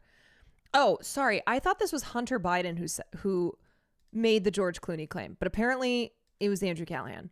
He continues, "George Clooney is blowing his phone up being like, if you don't kick your band member out of the band and like publicly denounce this guy, I don't know what the consequences were, but it was kind of like, you're out. Out of what? We don't know." And so his hand was basically forced to be like, "Oh, sorry, my band member has serious mental health problems. We're breaking up the band for now. The tour is canceled." Why the fuck would George Clooney be involved in this? And so he continues, "I mean, it's cool to see Hollywood actors voice more progressive opinions, but fuck him." Biden shouts, "Fuck him and everybody around him." He then launches into a long tirade about Clooney. "I don't have to be fucking nice. Number one, I agree with Quentin Tarantino." What is happening? Fucking George Clooney is not a fucking actor. He's a fucking I don't know what he is. He's a brand. Okay, Hunter. Oh, because Clooney wrote... Oh, right. Clooney wrote the op-ed. I forget that... Not that I forget. I'm remembering that, George Clooney is very tied in with elite Democrat politics. And so Hunter Biden has beef with George Clooney because George Clooney wrote that op-ed being like, it's time for Joe Biden to step down after everyone knew he had fucking dementia. And Hunter Biden, I think is now viewing George Clooney as his biggest op. So that's why he went on a tirade against Clooney. Biden then abruptly changes tack to say nice things about Clooney. What the fuck? This is the most whiplash interview. And by the way, and God bless him, you know what? He supposedly treats his friends really well. He buys them things and he's got a really great place in Lake Como and he's great friends with Barack Obama. Fuck you! What do you have to do with fucking anything? Why do I have to fucking listen to you? He then continues his tirade about Clooney's alleged efforts to tear down former President Biden. Hold on. I feel like I have to see. I was drinking so much. Oh my God. This is a 3-hour interview. Okay, let me just find the part. It's just I'm in a generation, and the list goes on and on. There's over and over again. Speaker. Anyway. So moving forward, you feel like, did he want to drop out? No, so we got to Nevada, and he made the speech before the Black Caucus, and then right before he was about to give, which was rousing success, and he then was going to give a speech to the Hispanic Caucus, who was in Las Vegas at the same time. I cannot believe this is 3.5 hours. and he woke up in the morning and he had a severe case of COVID. And the pictures of him getting on and off the plane were just devastating. And then the vultures descended. George Clooney's, came out with his, maybe it was a little before that, with his op-ed, and then you had all the money people, and then you had a whole host of other people that had, I guess that, Truman said. My ass listened to the entire 3 hours. Oh my God. It can be applied to Joe Biden more than anybody else. If you want a friend in Washington, get a dog. Why is George Clooney always saying shit? I thought he was just acting in Ocean's 11 and stuff like that. He's seriously been saying shit. Yeah. Yeah. George Clooney has seriously been saying shit. Here's what he said. He said that the president needed to be introduced to him at a fundraiser that he was ostensibly the host of. There was this gigantic fundraiser in which George Clooney wasn't really the host. He was also Andrew Callahan just did the shut up and dribble, shut up and act in Ocean's 11 again. He's the entertainment, I guess. You know what I mean? Like, God bless him. I appreciate when entertainers and movie stars and people of conscience and that are on our side want to do raise money and stuff like that. If you're with the president at any given time, have you been like at a rope line for the president or anything like that? Anyway, what happens is that you go to people come to take pictures, and usually before or after an event, the president will line up. People will come and they'll take a picture with them and they'll say hello. And there's a person that stands next to the president and they say, Mr. President, wait, George Clooney and Julia Roberts. Oh, he's hey, George, Julia, how you doing? Mr. President, Andrew Callahan. And you may have been filming him all day, and he may know George for the last 30 years, and he may have met him 15 times. But the guy on his shoulder, who's usually a military officer, has one job, to say the name of the person that's walking up. That's it. And George Clooney is now to rationalize why he attempted to cut the knees out from a sitting president, the most successful president in the history of his party in his life in terms of the legislative policies that he wanted to see passed. Hunter's just mad that his daddy's not president anymore. But also, let's not act as if George Clooney was the reason that Joe Biden dropped out. Had to justify somehow him going above and beyond to write an op-ed in the New York Times to try to force the sitting president of the United States out of the race. And so he makes up this story about how the president had to be introduced to him. Oh, like he didn't recognize George Clooney? Exactly. Because of like dementia or something? Oh, I don't know. Well, that's the implication, right? Yeah, like he's forgetting things. Yeah, and by the way, I remember this story is that George Clooney. Yeah, because that's what happened.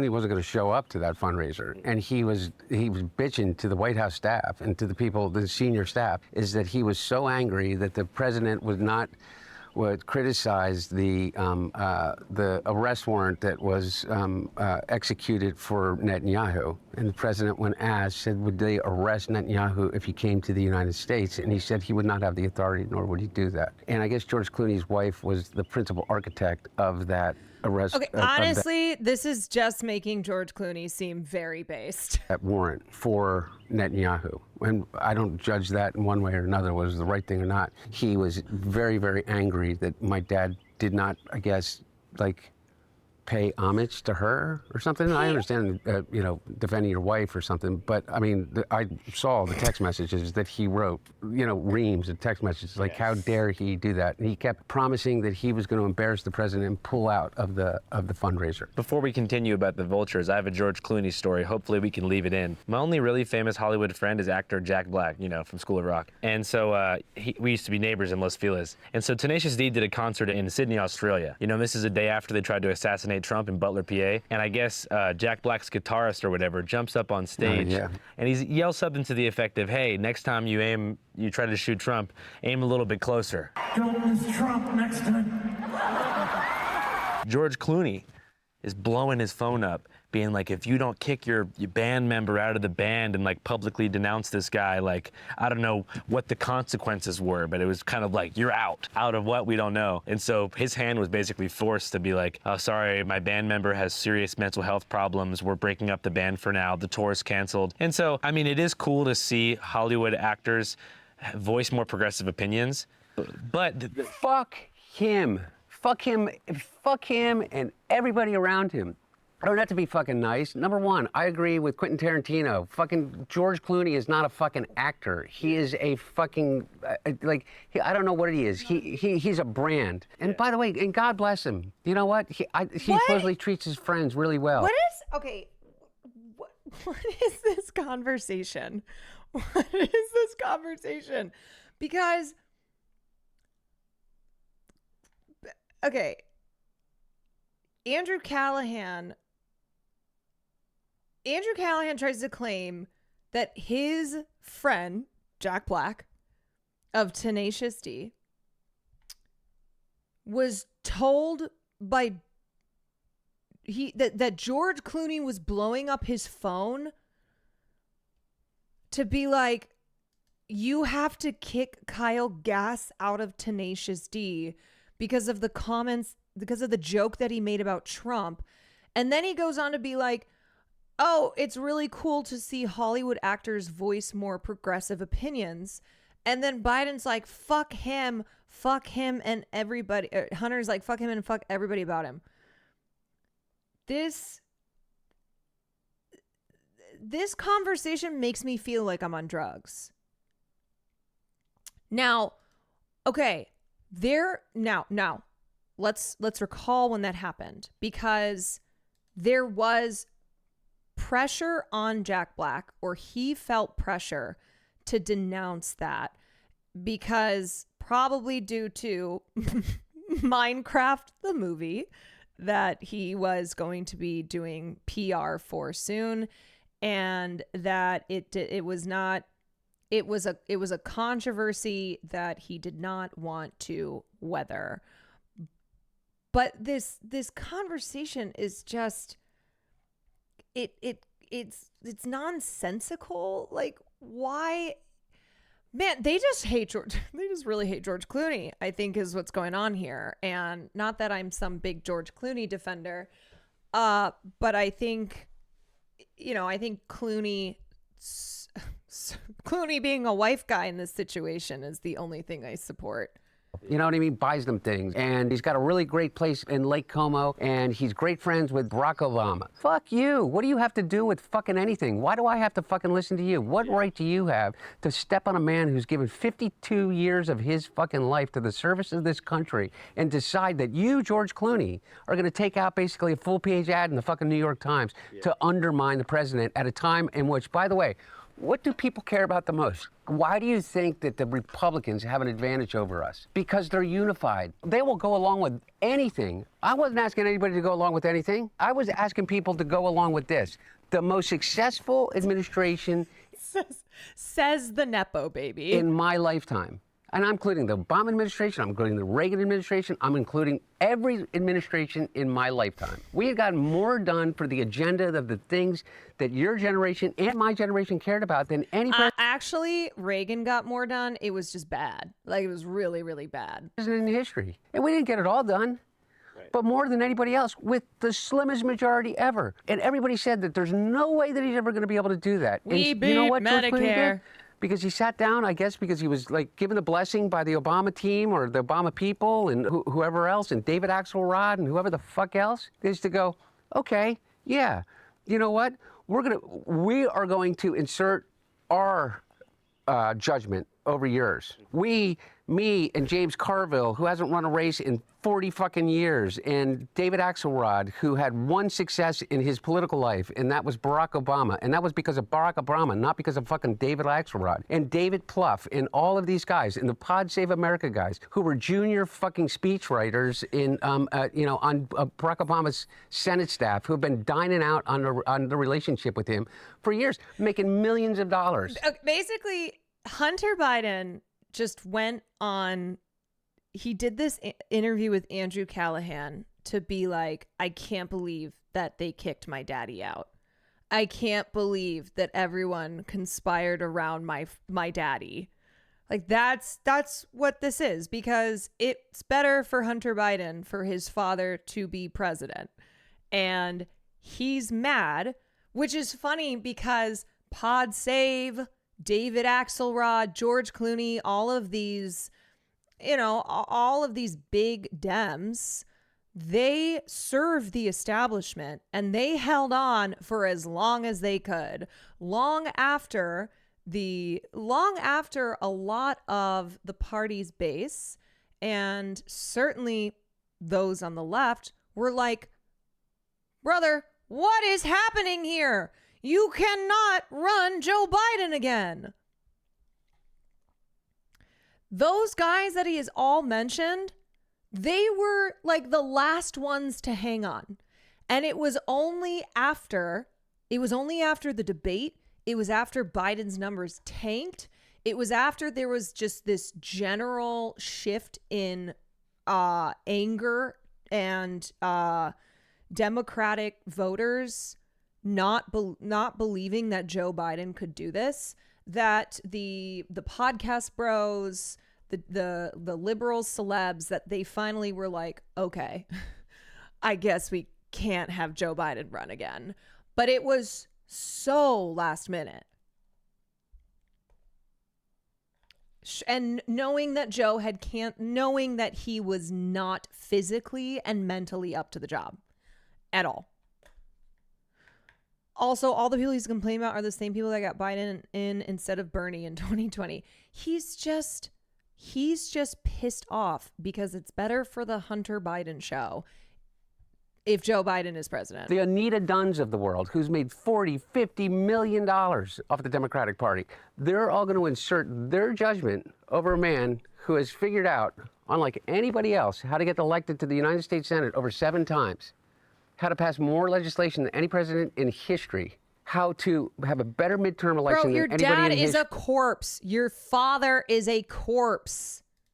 And how to garner more votes than any president that has ever run, and they're going to replace their judgment for his. Not to mention, too, about actors. When actors take up very, staunch progressive opinions, it gives working class Americans the perception that left-leaning beliefs are elitist. Because they're seeing all these rich people that they perceive to be these untouchable celebrities in the shining lights in the marquee as being liberal. So it's really easy to market conservatism as like a working man's countercultural thing. And what was the one thing that Joe Biden, no one ever could pin on him?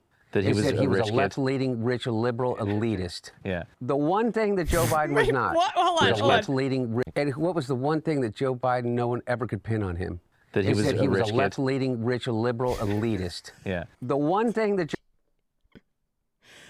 Okay, first of all, okay. What was the one thing that no one could ever pin on Joe Biden? That he was a left-leaning? We could stop there. Because, yeah, that's true. Joe Biden was not left-leaning. He absolutely was a rich establishment elitist, though. That's what happens, too, when you've been in office for 100 years. No one would ever think my dad was left-leaning. Because he's not, you dumb fuck.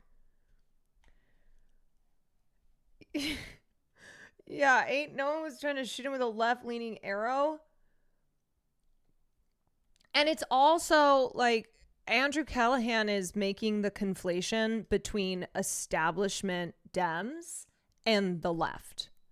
Like that's what this is too, of trying to pretend as if George Clooney is the same as progressives in this country. Joe Biden was not. That they could not take away from Joe Biden. He was the stuttering kid from fucking Scranton that fucking worked his way up, and that he said some fucking things that were a little impolitic at times. But you know what? He reminded me of my dad. Not my idiot dad, but my dad who brought us through the tough times. And I knew at the end of the day that Joe Biden actually cared about me. And you know what? I think Joe Biden is a little bit as confused about what transgender is as I am. Wait, but you know, and I know that he also is not going to do. Why does it always come back to transgender? What is happening? What is going on? I think Joe Biden is as confused of transgender as I am. You guys. Why fuck me for? Oh my God. I can't imagine what it is like to be a trans person and always be the center of the conversation. When it's like, what trans people do? Why are you bringing up trans people? The fuck, man? He's not going to beat the shit out of my kid if I decide to let my kid be transgender. But he's going to say, I don't get it. Like, explain it to me. You know what I mean? Like, explain it to me. That's who he is. He's the guy that's going to be asked in an interview. What the fuck? What? What the fuck? He just said he's not going to, Joe Biden is not going to beat the shit out of my kid if I let him be transgender, but he's going to be confused about it, and that's okay. This feels like why does this feel like a 3-hour therapy session for Hunter? It really does. Oh my God. If I decide to let my kid be transgender, my dad, Joe Biden, isn't going to beat the shit out of him. Okay. That's great.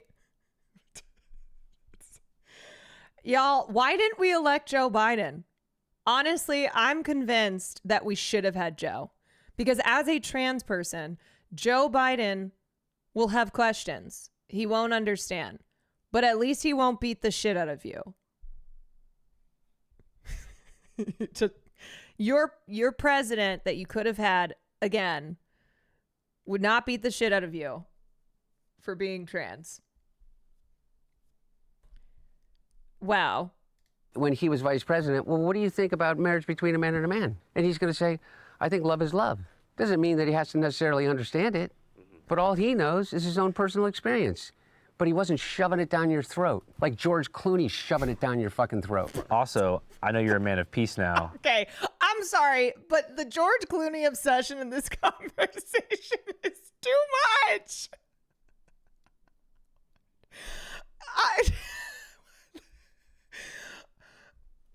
George Clooney is shoving down our throats that everyone should be gay. He is so livid about George Clooney.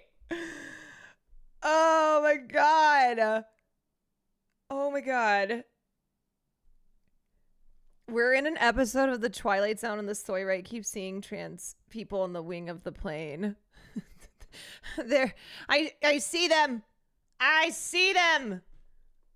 Oh my God. That line right there. But George Clooney will shove it down your throat. What's it? Hold on a second. Excuse me? Who says that?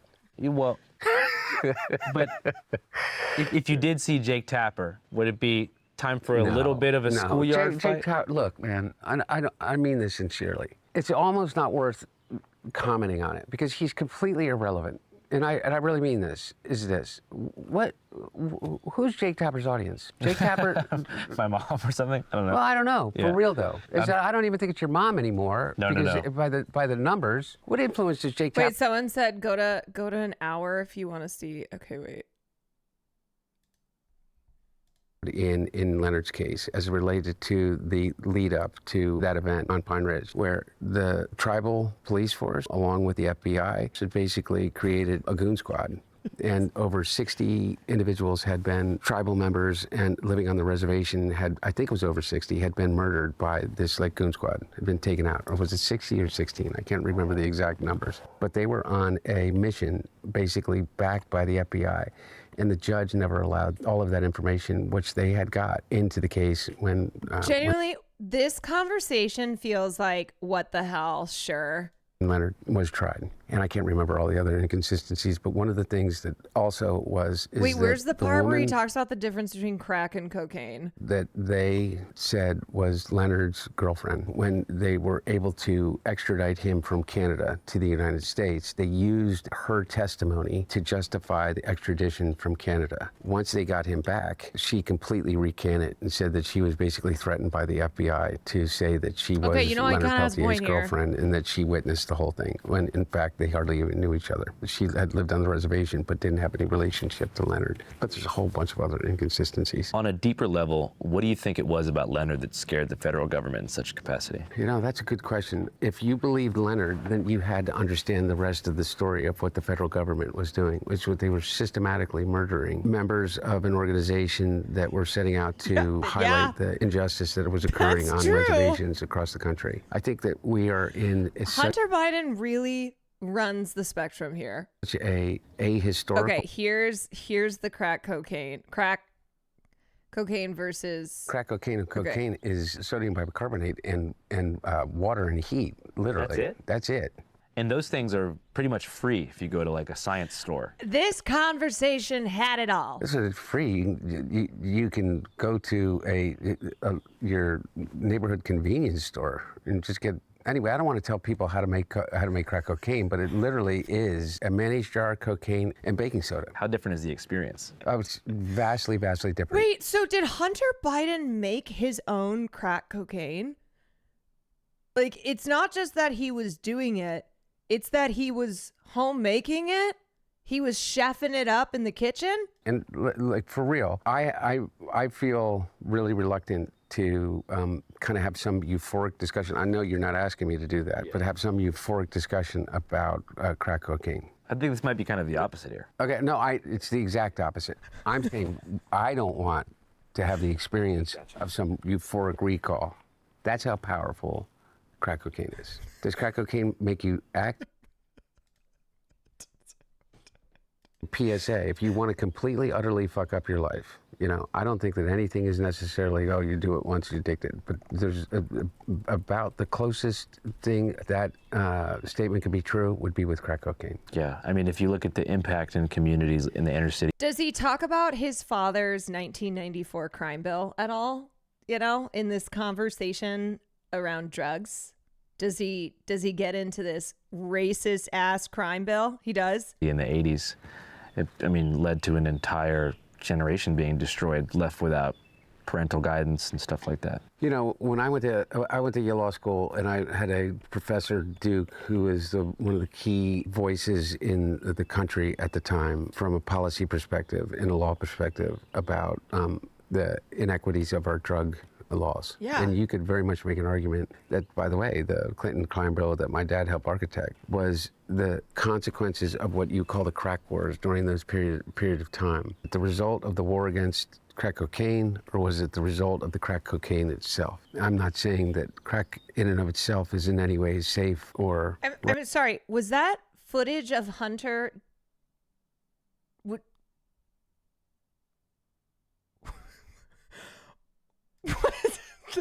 Was that a video of Hunter Biden spliced into this conversation around crack and around racist crime bills? And it was a video of him smoking crack?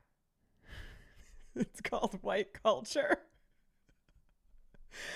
Where they were like, hey man, can we use one of your videos? He's like, yeah, sure, no problem. Recommend it, but the response to it, I think, was far more destructive in those communities than the actual drug itself, which, by the way, like all drugs, all addictions, are completely dependent upon the way in which a community responds to them. Nobody gets clean and sober without community.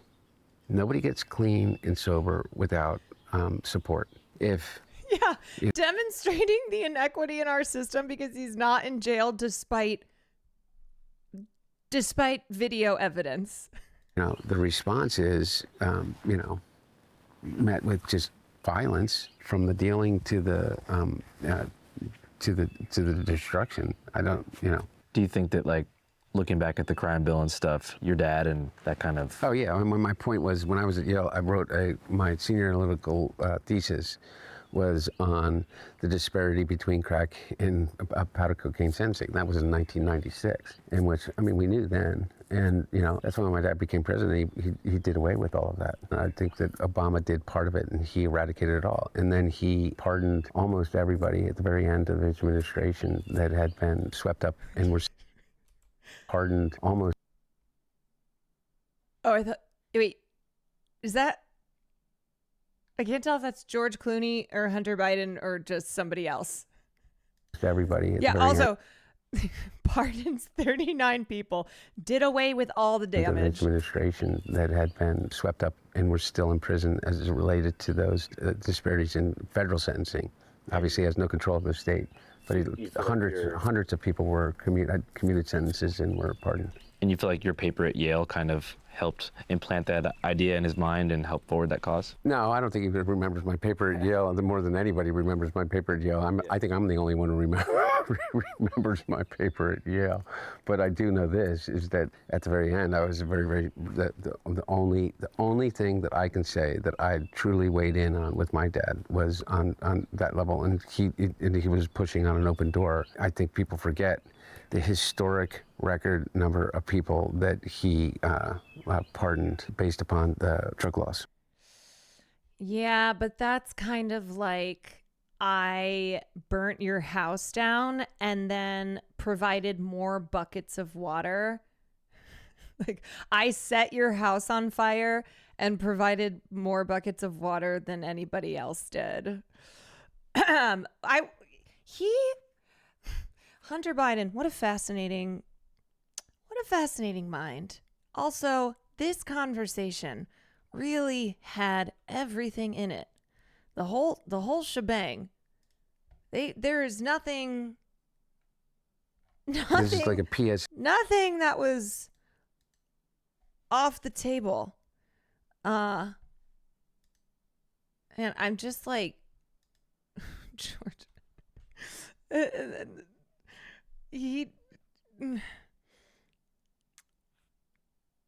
Also, it is very funny for him to be railing against the elites when he is a Nepo baby. His father has, as the president of the United States, and, you know, before that, senator for decades, used that power and privilege to get Hunter Biden out of a lot of trouble, like when he would get in trouble and be bailed out by his daddy.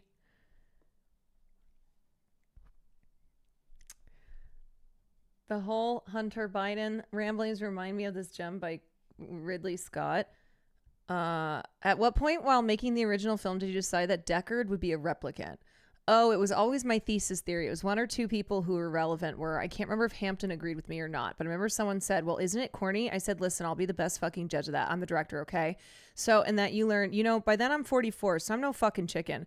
I'm a very experienced director from Commercials and The Duelist and Alien, so I'm able to, you know, answer that with confidence at the time and say, you know, back off. It's what it's going to be.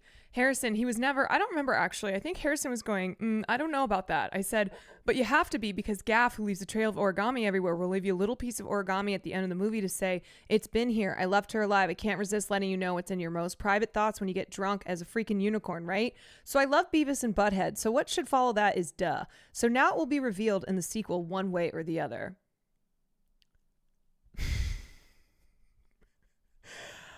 I'm sorry, I even forgot what the question was. Yeah, this is the same same energy.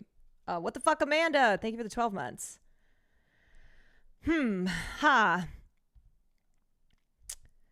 This is the confessional, so America forgives him as cray-cray as it sounds. I mean, ultimately,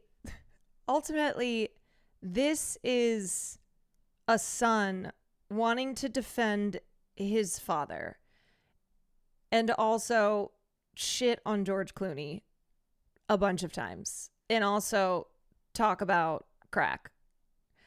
But I think it's, you know, what's funny is like when Joe Biden finally announced that he was not going to be running, all like the liberal celebs, right? All the establishment, the podcast bros, they were like so effusively praising Biden, you know, providing these really lovely tributes and thanking him for everything. And it's not as if Biden, per the liberal establishment, is persona non grata. I mean, he's like, you know, who the fuck knows where, gasping his last breaths. But it's the progressives who were opposed to Biden and who, when Biden finally stepped down, were the ones making the point that there will be no, you know, waving goodbye to him in reverence. It was fuck Joe Biden, and it's still fuck Joe Biden. And the day that he breathes his last breath, it's still fuck Joe Biden. That's how it goes.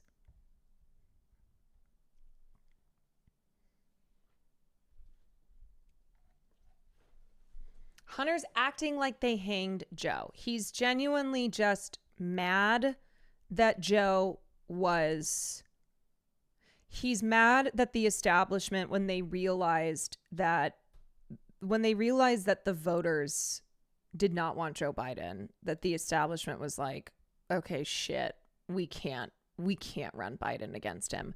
He got his ass whooped in a debate by Donald Trump. It was downhill. They knew that he was physically and mentally not up for the job long before they turned and were like, yeah, Joe Biden needs to step down. The 94 crime bill alone is more than enough reason for it. But hey, Joe Biden, he commuted the sentences of more drug offenders than anyone else. So we forgive him. Biden was absolutely unable to fulfill his duties if he'd been reelected, and they still try to get him there. That should be some kind of illegal, you would think. What is this what Andrew Callahan is up to these days? Doing 3-hour interviews with Hunter Biden? Is that where he's been? Why is he acting like a dumb version of Meghan McCain, my father? Because people like Meghan McCain and Hunter Biden, they have relied so much on the privilege that they are afforded being the child of powerful politicians, that so much of their lives they have been they've been taken care of because of who their daddies were. And also, like, I think too, though, with the Biden family, because of like all the loss that they've had, I think the relationship between Hunter and Joe is one where they are very close. And I think Hunter, look, he's his son. That's what it is. He's his son, and he hates the fact that his father wasn't allowed to be president again.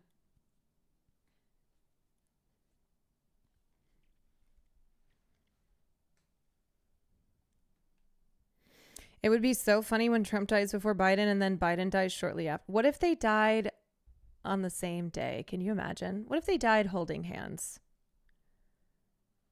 His coverage of the Lebanon invasion was actually really good. I'm not saying that like Callahan can't still do good journalism. I think a lot of people turned away from him after, after all that stuff came out. So it's also just funny to see him sitting in this little garden for 3.5 hours with Hunter Biden.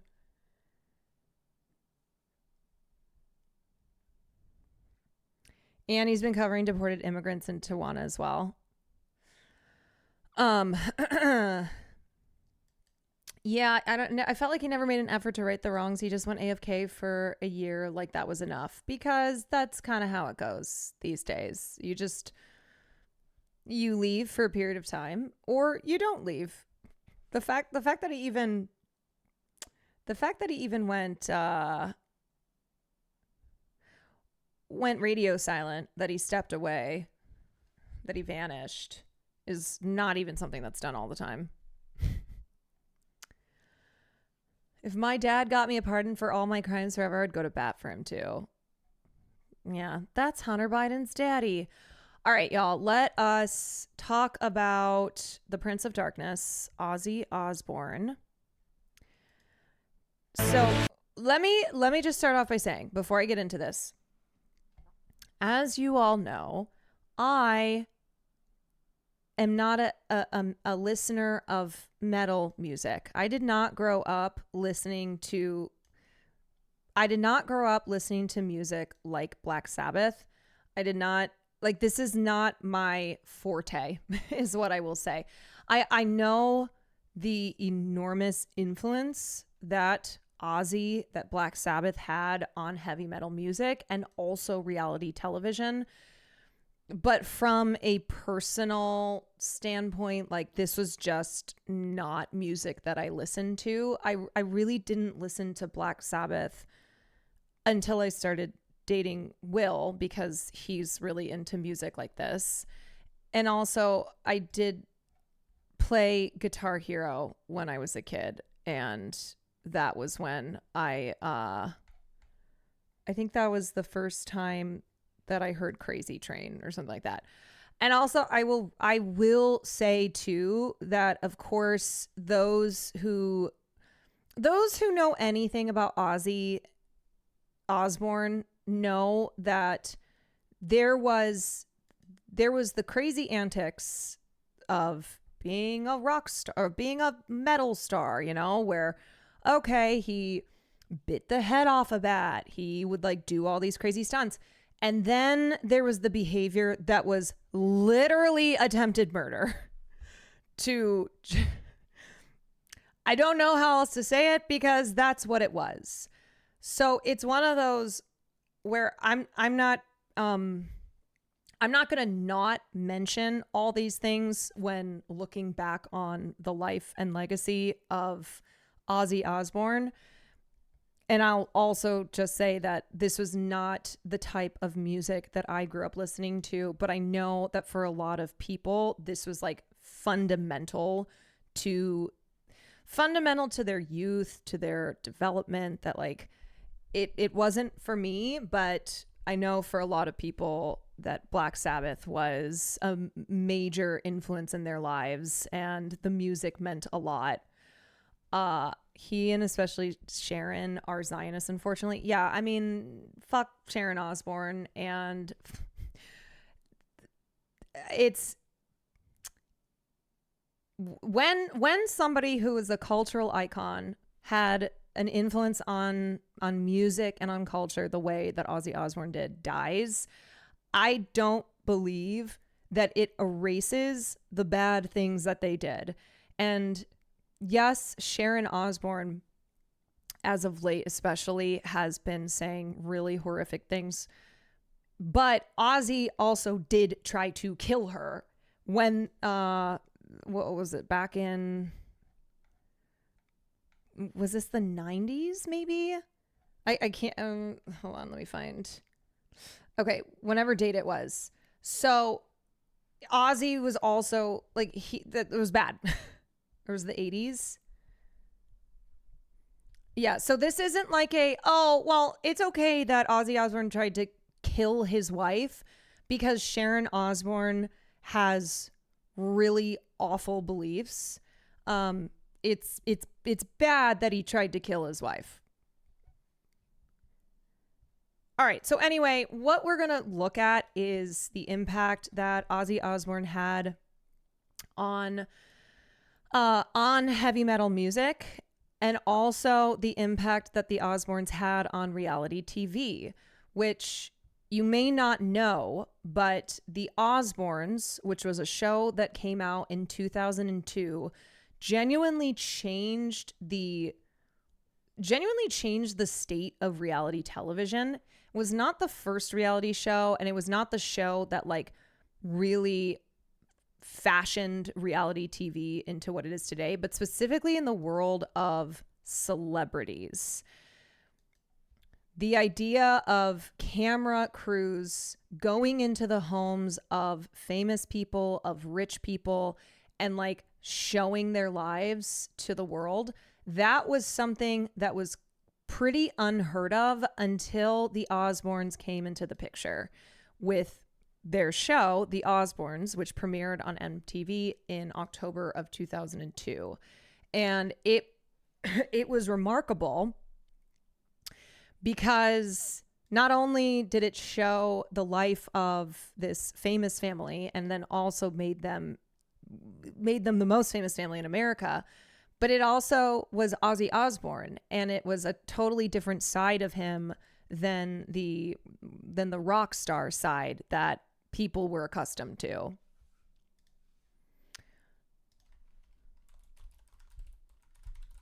Wasn't he drunk for most of those episodes?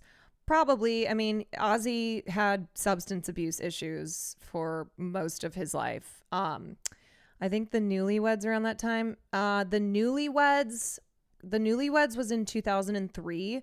But again, the Osbournes are the reason that you got the Newlyweds, the reason for the success of Keeping Up with the Kardashians, of the Real Housewives franchise. The Osbournes was the show that basically kicked off this entire genre of celebrity reality TV. Sharon! Prior to Osbourne's, most reality TV was cramming strangers together doing contests. Yes, and I would say, like, in the history of reality television, The Real World was a massive catalyst, and the impact that had in the 90s on what then became the reality world sphere of the 2000s. But specifically with celebrity reality TV, you can't talk about that subgenre without talking about the Osbournes. I just recently rewatched season 1 and 2, and Ozzy was legit the most sane one looking back. Yeah, it was basically him always yelling because he couldn't find the remote. That was like a big, that was like Ozzy on the Osbournes. Okay. This is CNN Breaking News. And we do have breaking news. Ozzy Osbourne, founding father of British heavy metal, the frontman for Black Sabbath, and a reality TV luminary, has died after a years-long struggle with Parkinson's disease. Yeah, dies at the age of 76, just weeks after performing a farewell show. CNN's Stephanie Elam has more on his life and musical legacy. He was called the Prince of Darkness. I will say it is pretty metal to have a final show and then die. And for half a century, British musician Ozzy Osbourne rocked heavy metal fans worldwide. As frontman for Black Sabbath, Osbourne's charisma and wildness on and off the stage Had I known it was a real battle, I would never have bitten into it. transcended music and made him a cultural phenomenon. Ozzy Osbourne. Born in Birmingham, England in 1948, John Ozzy Osbourne left school at 15 and found inspiration after hearing the Beatles on the radio. I can remember the first time I heard She Loves You. That changed my life because I thought, that's... Did you know he and Sharon had a daughter that refused to participate in the Osbournes? Yes, I did. So it was their son, and then it was Kelly Osbourne who were in the show. But their second daughter did not want to be on TV. What I want to do. Osbourne became lead vocalist of the band that would become Black Sabbath in 1968 and pioneered a daring, genre-defining new sound. The heavy guitar and riff-based albums Black Sabbath and Paranoid captivated audiences in 1970. As Black Sabbath's fame exploded, so did Osbourne's hell-raising behavior. Do news channels have these segments in their library for celebs they predict are soon to be gone? Oftentimes, yes. So outlets like the New York Times will have obituaries pretty much ready to go. and they may add things, but they want to get them out ASAP. So yes, there are some celebrities that they just can't predict are potentially going to be dead soon. Henry Kissinger outlived someone who wrote his obituary. Yeah, I can't believe we live in a world where Henry Kissinger lived to be over 100 years old. But anyway, so you know what's an interesting horror film idea is like a person who writes celebrity tributes, obituaries, murdering them so that they can have their obituaries published. Like going around and murdering celebrities and then being the first to publish, like to have their tribute published because they know that that celebrity's gonna be dead. He was fired from Black Sabbath for drug and alcohol abuse in 1979. Those same issues broke up Osbourne's first marriage and followed him for decades. Have you been? Genuine question. Should I say something to my friend who refuses to watch Eurovision or drink Coca-Cola because of Zionism but post about Ozzy's death, or do I just let him mourn? Honestly, I think it's fine to just let your friend mourn.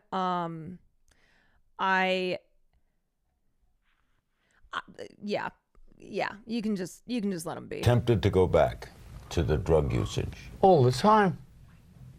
I mean, when you're a drug addict, you don't stop being a drug addict because you stop taking them. But Sharon Arden, the daughter of Black Sabbath's manager, helped get him back on his feet and encouraged him to go solo. Osbourne's debut single, Crazy Train, got the singer back on the rails. Ozzy and Sharon married in 1982, and Sharon managed his career for the rest of his life. Their love was on full display to an entirely new audience in the 2002 MTV reality series, The Osbournes. Ozzy's dry, at times unintelligible humor and relatable parenting challenges endeared him to millions. And the fly-on-the-wall look at the Osbournes' expletive-laden daily life. Yeah, the other thing about this show that made it so popular was the fact that they swore so often, and the editors would bleep it all out. But so it would be like, you bleep, I get bleep, fuck bleep. And it was part of the comedy of the show, kind of the obsession that people had with it, because it was just constantly bleeps all over the place. Shot the family to fame. After years of speculation about his health, Osbourne revealed his Parkinson's disease diagnosis in an interview with Good Morning America in 2020. But Osbourne was committed to making more music, and 3 years later, he won 2 Grammys for his album Patient Number 9, bringing his Grammy total to 5. Osbourne reunited with his bandmates over the years to record their last album, 13, and for Black Sabbath's final The End concert tour in 2016. Osbourne made over 20 albums and is among the elite group inducted into the Rock and Roll Hall of Fame twice. From Prince of Also, when Black Sabbath released their debut album called Black Sabbath in 1970, and then over the next 8 years, they followed up with 7 more. And critics hated the music, just absolutely reviled it. And then radio stations refused to play. Ozzy and Black Sabbath, but specifically Ozzy, were seen as actual Satanists. Of course, you know, the satanic panic in this country that loves to rear its head all the time looked at the moral panic around Ozzy Osbourne. But it didn't matter because the albums were consistently certified platinum. And songs like War Pigs, Paranoid, these songs just spoke to millions of disaffected youth for generations. Like, it wasn't just something of it wasn't just like the youth of the 70s. It was the 80s, the 90s. I mean, when Ozzy also went solo and so on.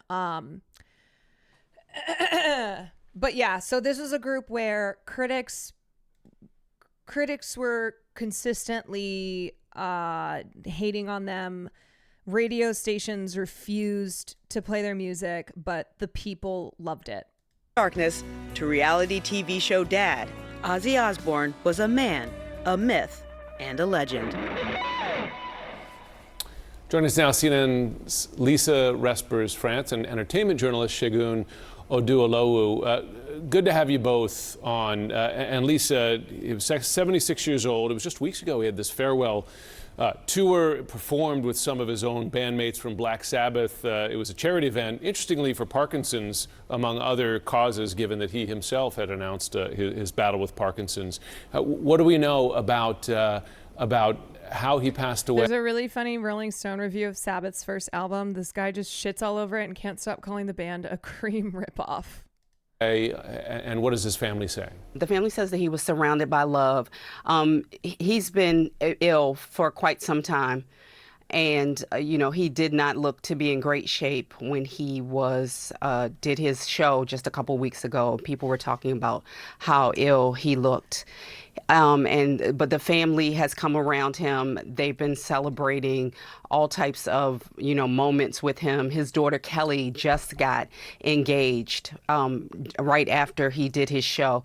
And so, they were really leaning into spending time with him. And we got to see Ozzy, enjoy that engagement.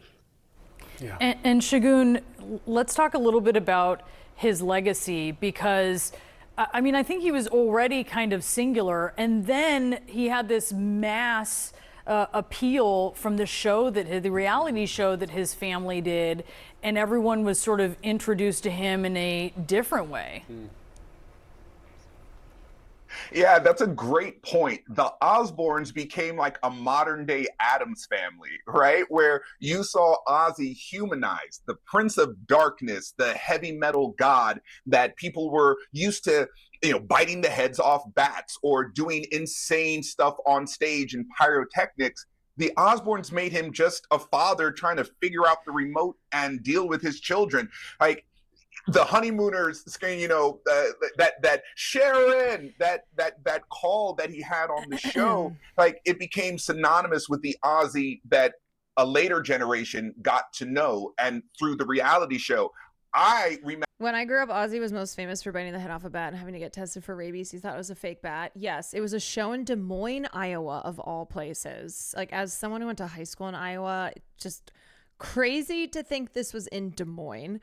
But somebody threw a bat on the stage and he thought it was a rubber bat and he bit the head off of it. But also there are other like heinous things Ozzy did towards animals in his life. As I said, there's like the Ozzy Osbourne kind of funny, wild rock star antics. And then there's the ones where it's like, yeah, there's no way around this, but calling it bad.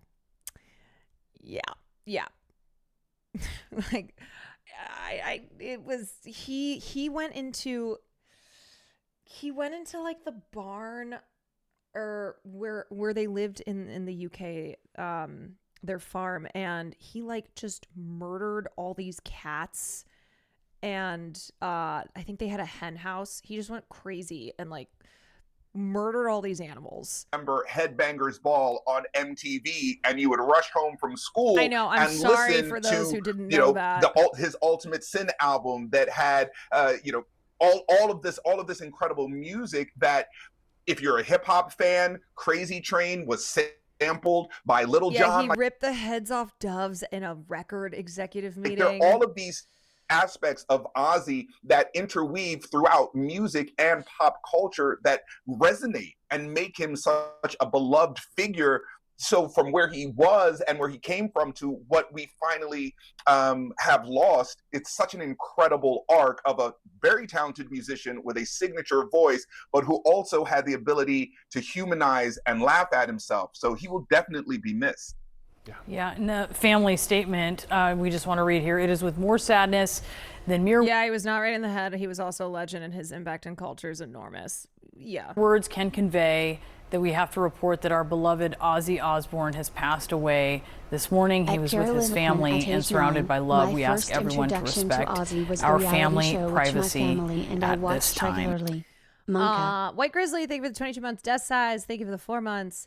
I mean, Ozzy, it's not, we never say like having drug addiction is an excuse, but he was, for a good part of his life, consuming like every single drug intoxicant under the sun enthusiastically. He wrote in his own memoir, "Over the past 40 years, I've been loaded on booze, coke, acid, quaaludes, glue, cough mixture, heroin, Rohypnol, Klonopin, Vicodin, and too many other heavy-duty substances to list."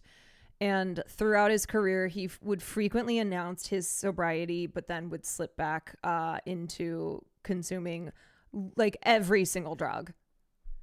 Supposedly, he said the cat incident, the little he talked about, it was a turning point for him to try and get somewhat better. Like, yeah, he would do something bad that went beyond just like, ooh, haha, yeah, classic rock star, you know, that's metal.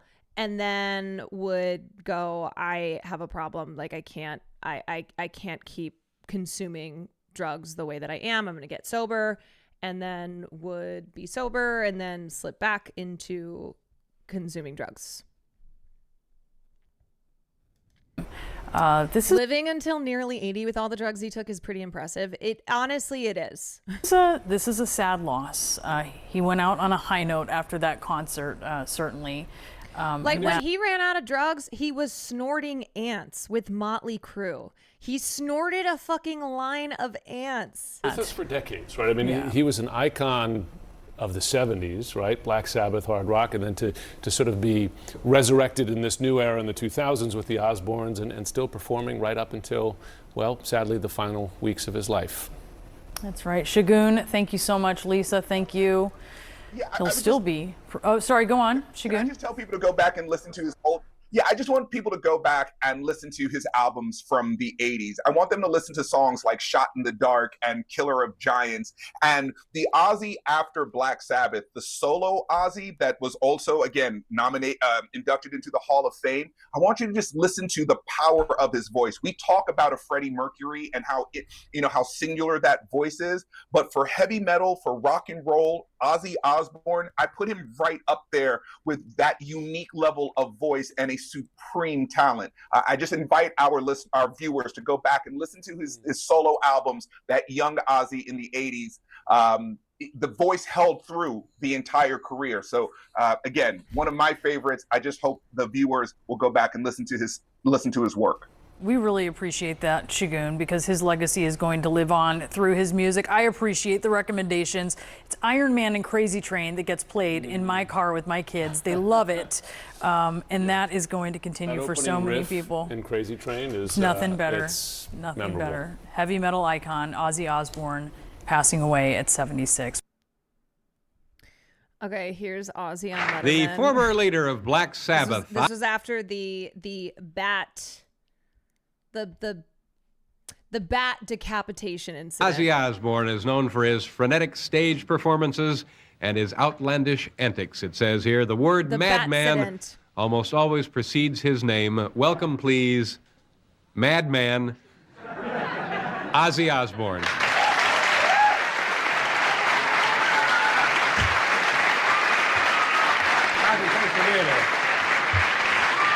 Ozzy, thank you very much for being here. You don't look like a man. Like there were definitely things he did that were like crazy, but not in the abusive crazy way.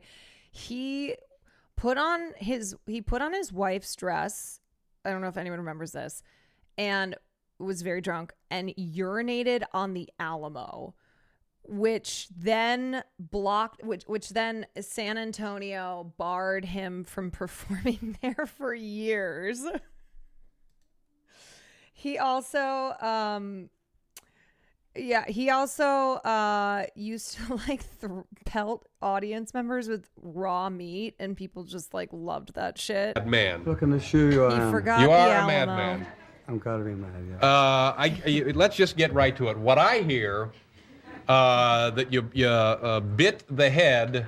Oh, don't. I want to bite the head of that monkey, you know. No, you didn't. You did. No, one of them. Oh, the smoking monkey. Oh. Yeah, I want to smoke the monkey. You know. Well, let's see. Here it is, the smoking monkey. That's the only one Got we his have. skins. No.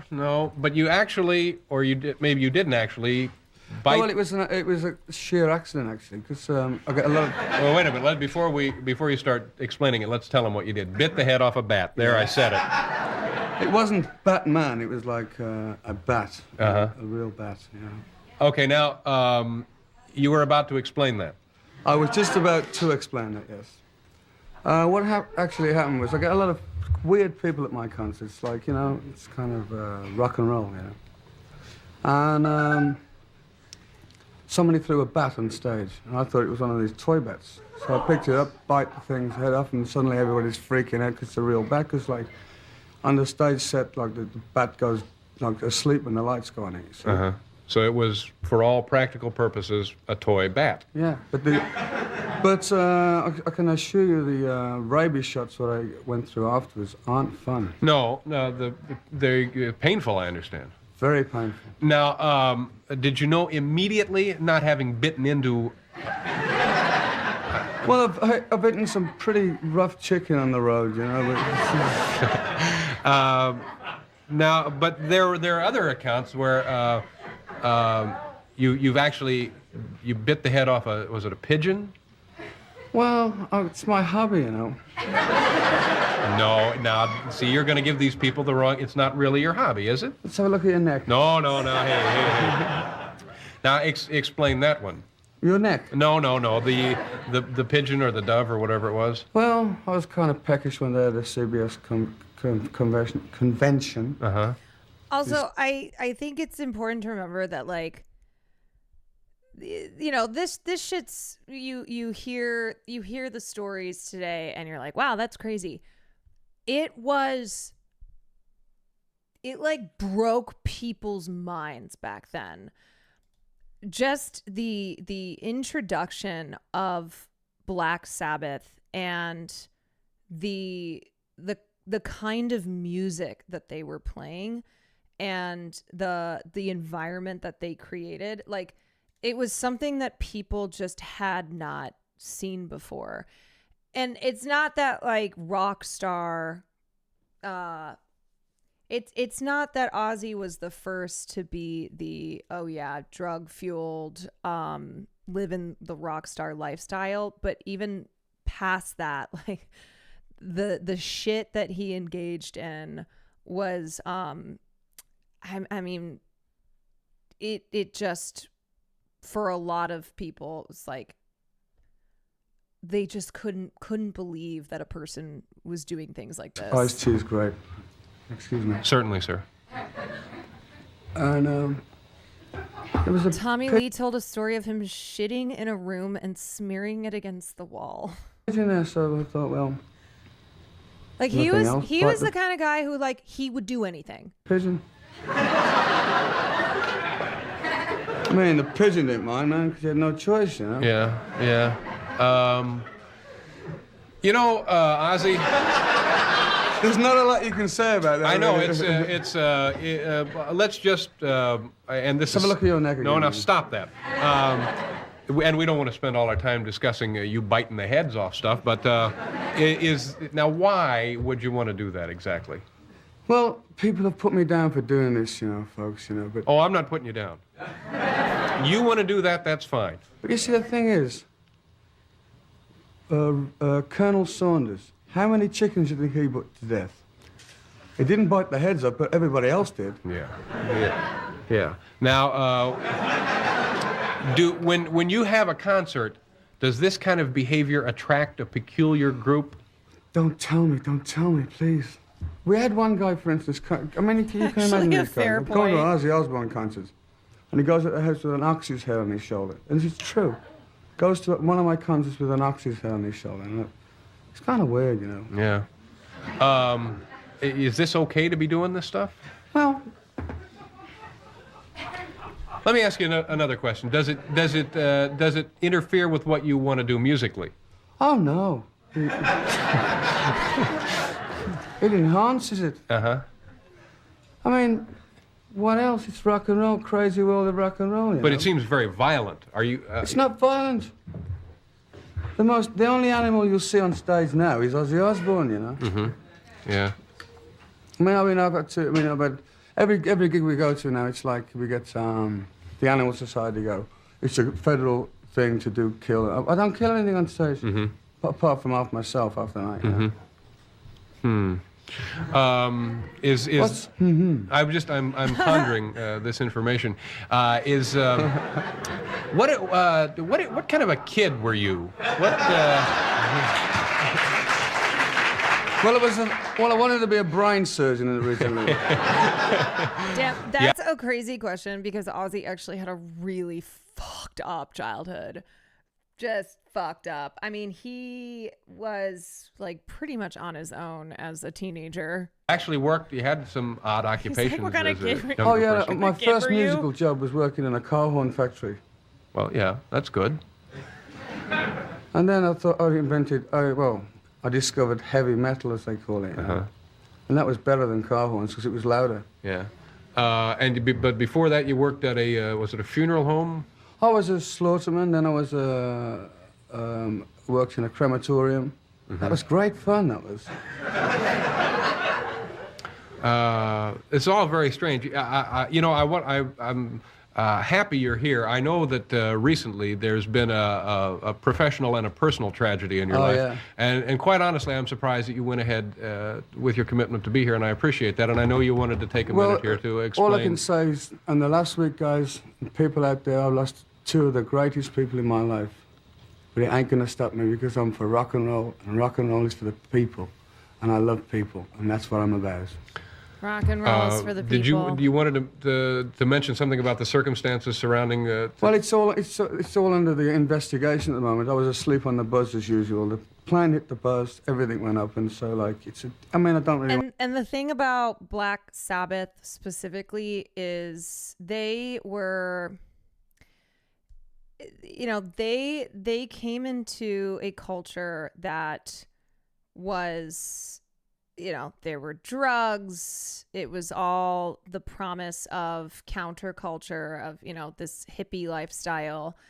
But it was post the 60s and people realized that the freedom, like the true economic and political freedom that had been promised in the 60s had not been granted to them. That like you still had the elites who just enjoyed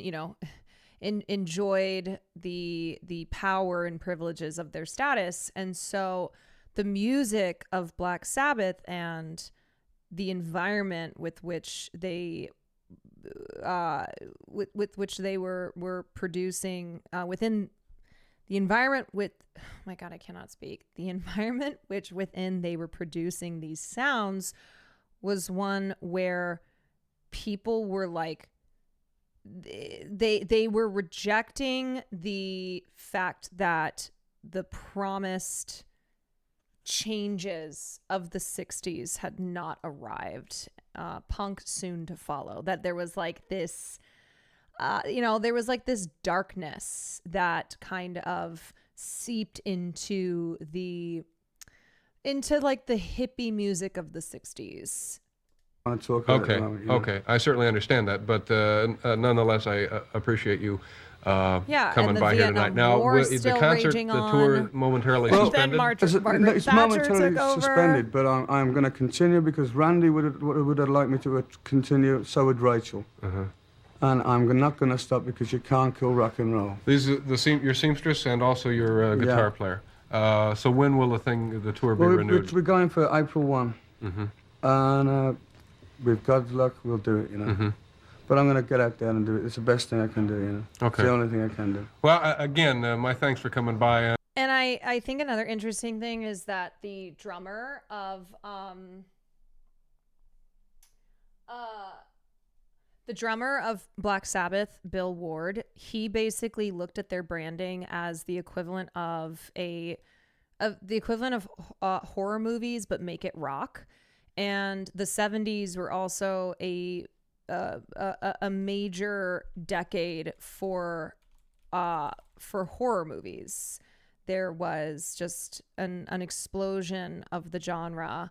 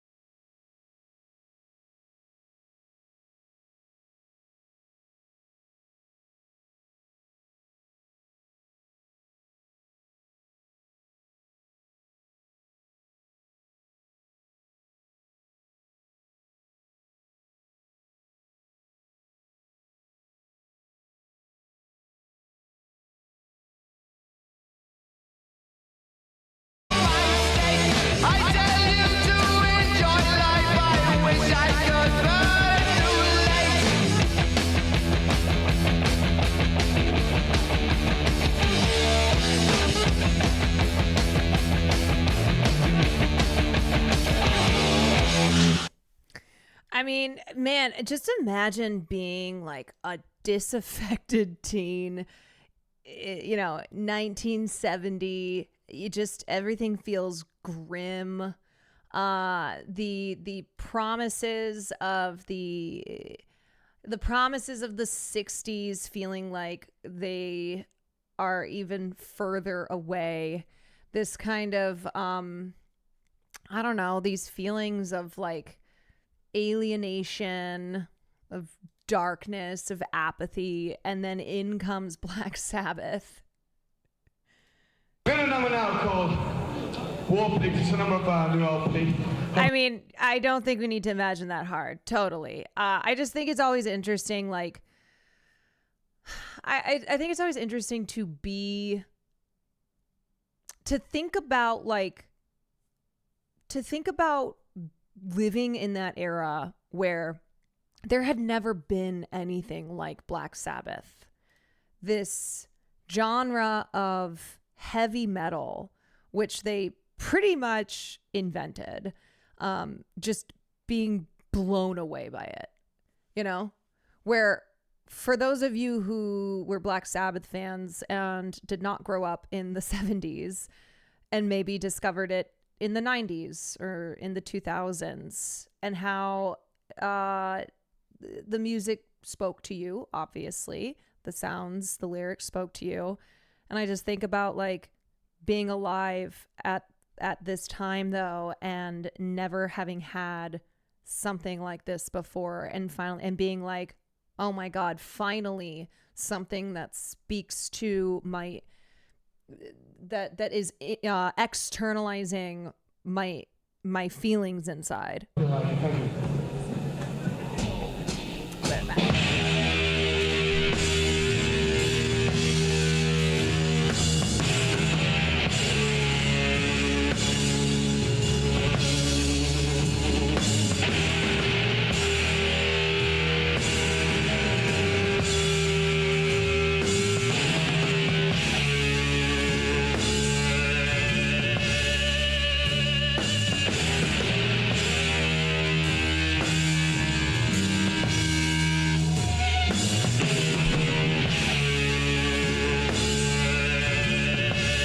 This has 18 million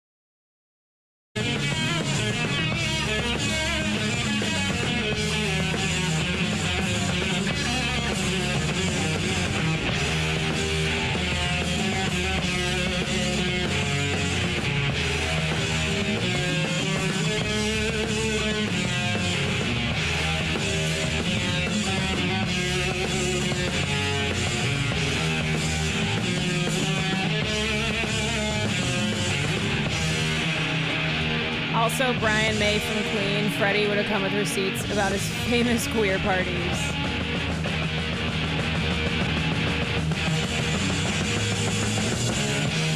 Thank you very much. But goddamn, Poor Pigs fucking rules. Fucking rules. And then, of course, this, or wait, sorry. I wanted to play. Shit. Oops. Okay, wait a second. This is a song that everybody knows, Crazy Train. And Crazy Train was a song that was on Ozzy's first solo album, Blizzard of Oz. So he got kicked out of Black Sabbath due to his drug abuse issues because he fell asleep. He like passed out and woke up 24 hours later and had missed a concert. And so Black Sabbath fired him. So in 1980, Ozzy goes solo, releases Blizzard of Oz with his trademark song, Crazy Train. It's a massive hit. He tours, he records a bunch, he becomes an even bigger star than before. And he sells more than 55 million copies of albums worldwide.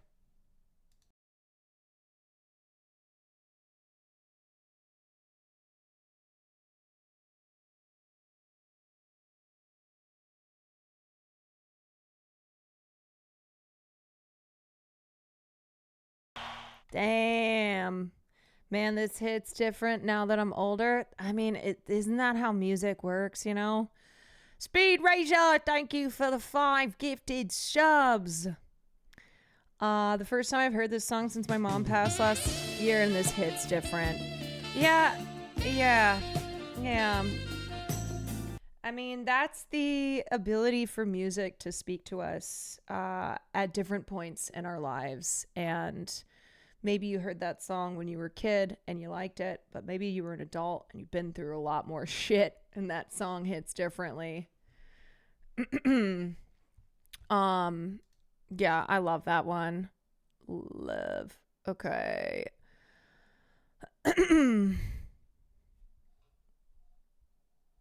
I gotta say my appreciation of music expanded as I age. Oh, for sure. Me too. A lot of stuff that like my dad loved when I was a kid that I just, oh my God, I cannot listen to any of this. The Grateful Dead, namely. It was as an adult that I was able to finally have an appreciation for that kind of stuff. Changes might be his best slow song.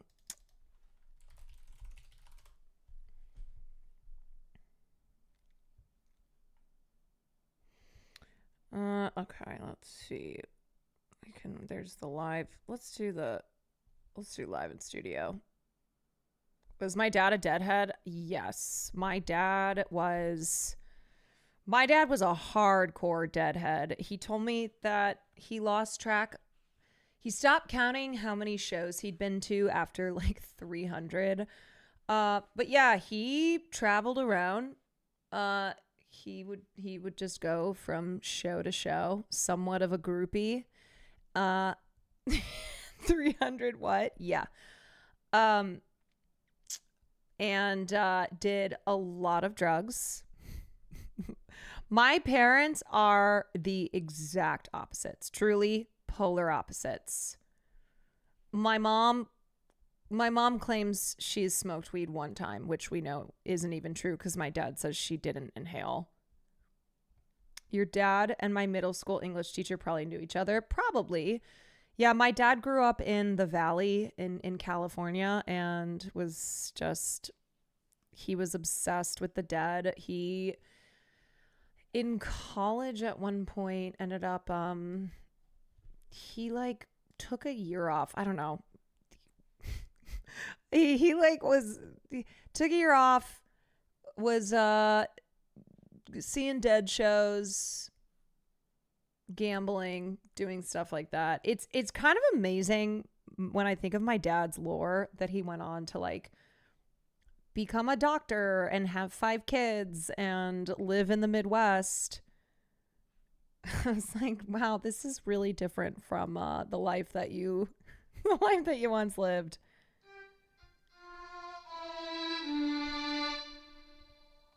Your mom is Bill Clinton.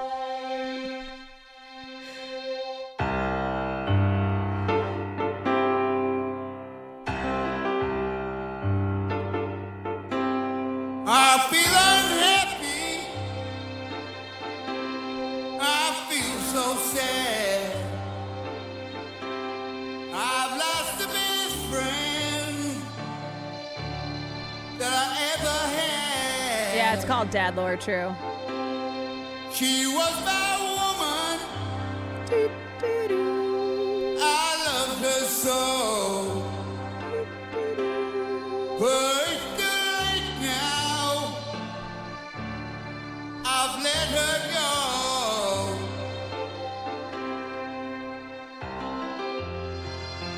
I'm going through changes.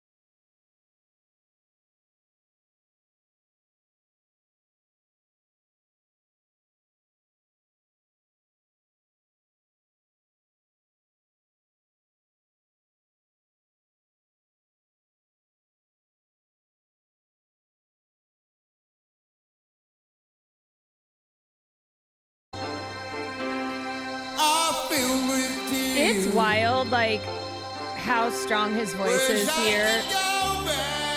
Even with having Parkinson's and years of drug abuse.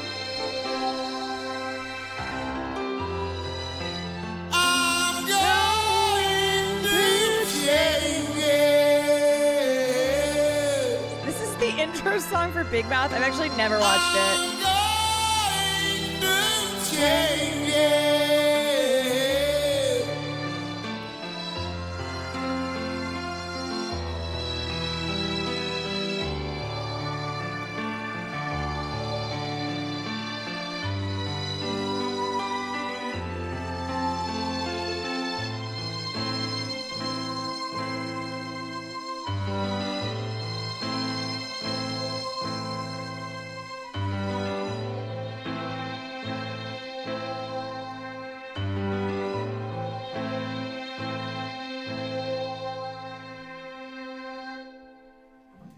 Right? Yeah, I mean Fucking those episode probably. those are just like raw vocals.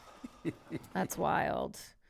Okay, all right. I feel like in this conversation around Ozzy Osbourne's influence on pop culture, I have to show you all. I have to show you all the first episode of The Osbournes. As a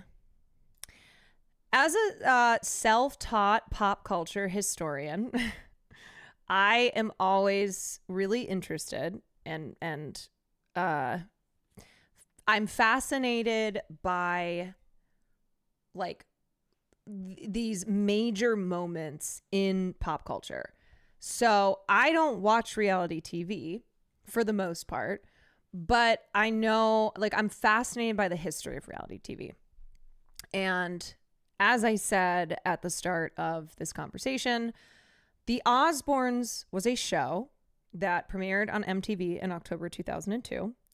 And this was the start of this subgenre of reality TV that is camera crews following celebrities around, going into their homes, showing their lifestyles, their, what are these celebrities like when they're, say, like Ozzy Osbourne, not rocking out on stage or not doing the thing that they are famous for. And it's wild that Ozzy was a guy who not only was a pioneer in music and that being of heavy metal music, but also in reality TV. And I think that there are people whose first introduction to Ozzy Osbourne was on the show The Osbournes. And this was before the Kardashians. This was before Real Housewives. This was before the Newlyweds. And it was just genuinely something that like had never been seen on TV before. It was this family, this famous family, because the dad is a famous musician, and it was like showing them up close and personal. And it was also Happy 20 they months also and like RIP they Ozzy were just like Osbourne, come give loud a hug. and crazy Crazy and Train was swearing my all the favorite song time throughout elementary school, so And- much so that people Oh. nicknamed me Crazy Train, what an amazing musician. Thank you, Hannah. Thank you for the 20 months. And what was I saying? Yeah, so okay. It's this huge hit for MTV, just attracting millions of viewers. And it catapulted the Osbournes to like be even more famous, especially in the United States. And they were all over magazines, like, and not just music magazines, huge entertainment magazines, because of this show. And the reason that this show came to be was because they shot a segment for MTV's show Cribs, which was a show that took a look inside the homes of celebrities. And they were looking to launch Cribs. They shot a bit with the Osbournes and then kind of realized like there might be something big here, because this family is like really dysfunctional, really chaotic, and maybe we should make this into its own show. And so the show ran for a couple years, and like it showed this different side of Ozzy Osbourne, because Ozzy the rocker was known for like his crazy onstage antics and also like offstage behavior. He was seen, he was accused of being a Satanist. There were stories of him snorting lines of ants.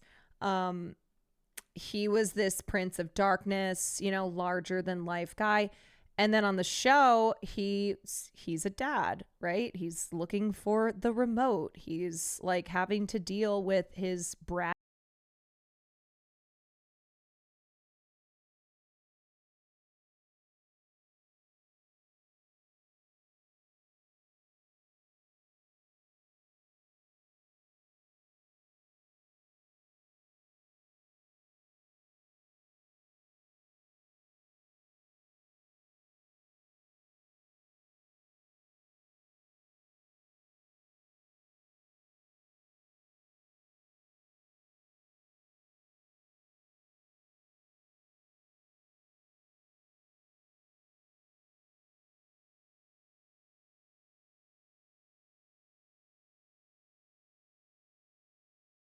I know I'm repeating myself, but you have to understand that nowadays, right, with the internet, there's a million reality shows out there. Everyone's on TikTok, everyone's on Instagram. We have, like, celebrities aren't a mystery anymore. We have access to them. They're always showing off their lives and whatnot. But back then, this was like, oh my God, insane. Like, never before seen. Couldn't believe that this famous family had allowed cameras into their home and was showing us their lives.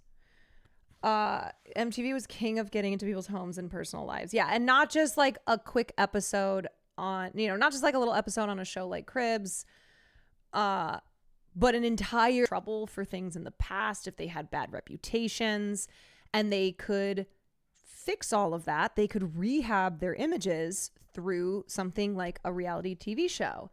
And we talk all the time about Donald Trump and his era of reality television, and how that show of his, The Apprentice, gave him a golden opportunity to cosplay as a very big, successful businessman. And that the success of that show led up to the success of his first presidential run, where in the eyes of a lot of Americans, Donald Trump was like this glitzy, great businessman, and he was a celebrity because of his success in Hollywood. Gina, darling, thank you for the raid. Welcome in, everybody. We've been just looking back on the cultural impact that Ozzy Osbourne had, who passed away.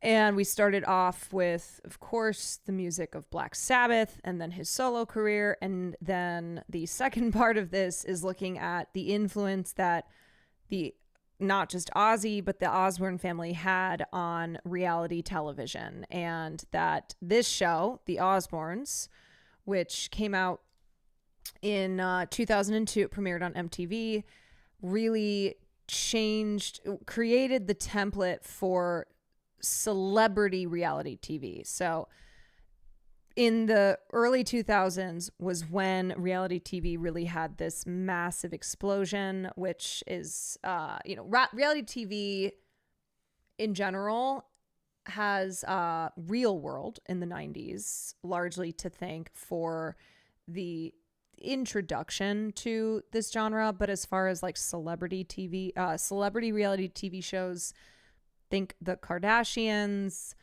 Newlyweds. So the show, as you can see, like, they are moving into this new house. Like, there's the movers and whatnot. I don't know if the reason that they moved to Beverly Hills was because of the show, or I think it might have been that producers were like, oh, this will be a perfect starting point for the show, is you guys are moving into this massive house in Beverly Hills, and so we should shoot everything on the show.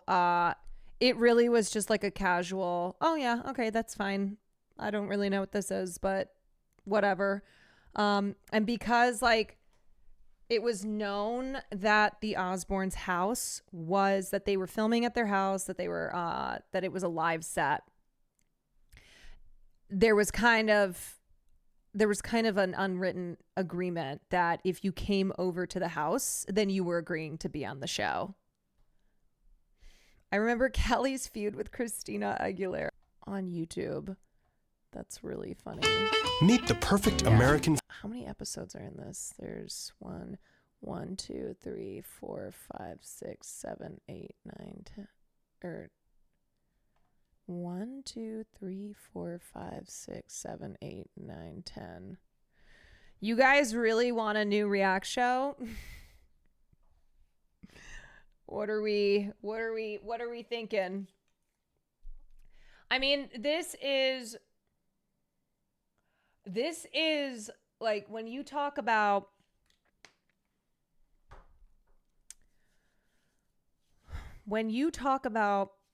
iconic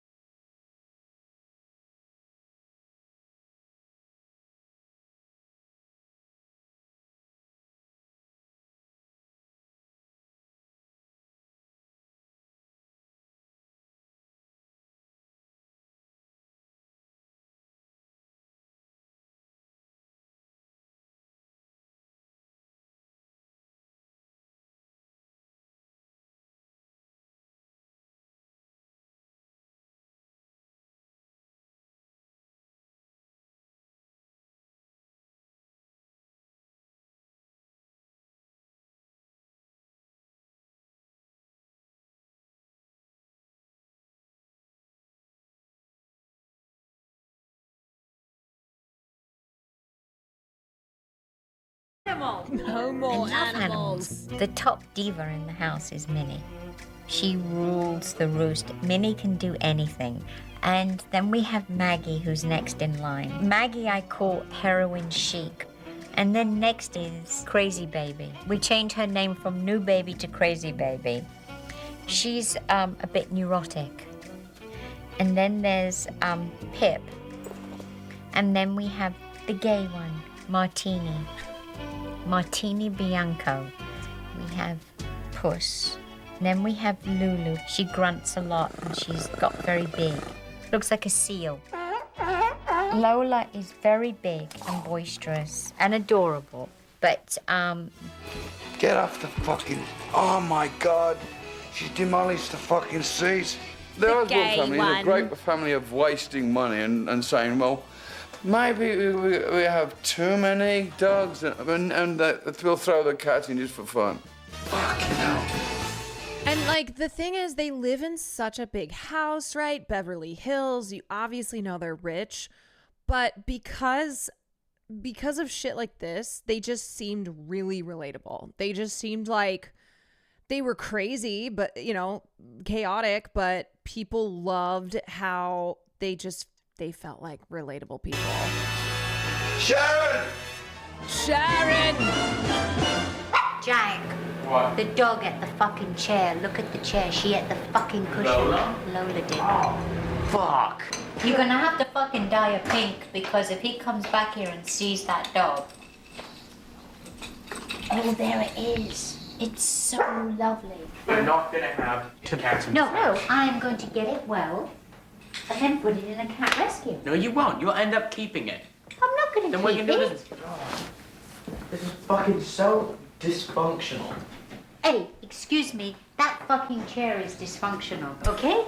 That's dysfunctional. Look at the shit on the floor. You know why my dog's constantly dysfunctional? Because it's swearing like at me. each other. It's angry at you. Angry at me? For what? He knew about the cat. She knew about the cat. And she's pissed off. Just like me. Notice how she already started getting really mean when Pippi came along. And the cat. Remember in Malibu when she first came back? Perfect angel. Then we got Pippi. And we got the cat. And then it went pissed off. I used to walk her in fucking Malibu. Was anyone's family like this growing up? Because you were not allowed to say, I mean, I didn't even really know curse words until I think I thought the F word, I learned what it was in 5th grade and it was fuck. Like to me, that was the only F word that I knew. But this is so not the world that I came from. I didn't even say, oh my God. I said, oh my gosh. I remember growing up and like, I didn't know anyone who this was the kind of language that they used in their households.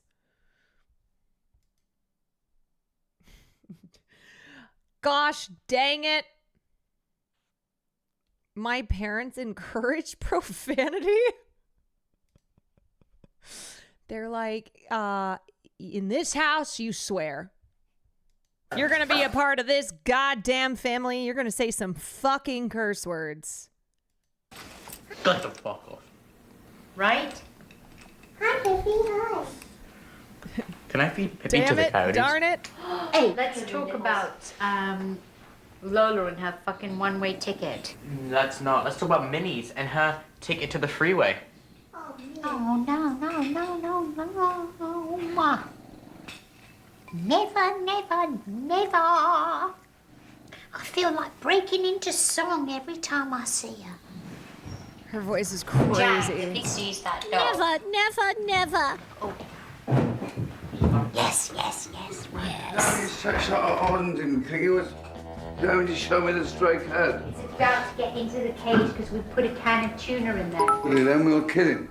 That steam room is nowhere near as good as, Shook, as the thank old you one. for the Keep saying I want Corso, more of thank a you for the powerful bits. jet, and he said it's impossible to get. In California, they make you put this thing inside the shower head.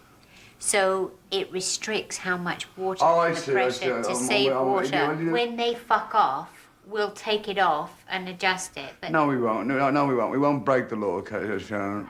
Ozzy, I don't know what it is with bulldogs. It's really the luck of the draw. I can't stand to see the dog be left alone, you know. I do like Lola. I really do. Darling, don't get me wrong, sweetheart. I adore Lola. But she don't like me. She's trying to destroy me. Have you seen what your dog's into the chair?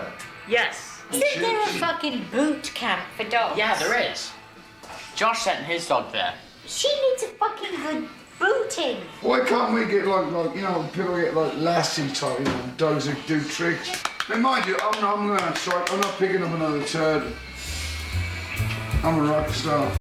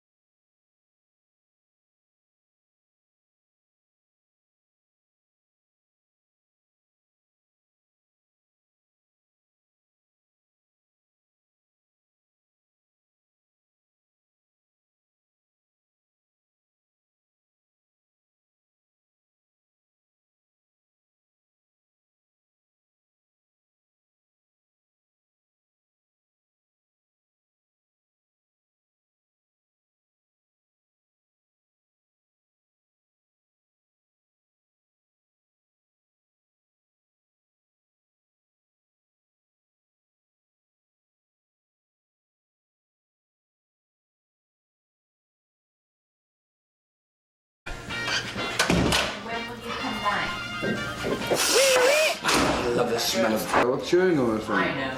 It's a flower. Oh, but it's chewing gum. Kelly, you have to take care. Oh, Promise there's me. nothing I can do. I got a ticket, so they put a point on my license. That's it. Yeah, you have to go to driver school. And Yeah, but you only have like a 3-week period to do that. Yeah, so you just force it, with yeah. with Amy. Now coming to a complete stop sign. Kelly also always has Hello. green hair.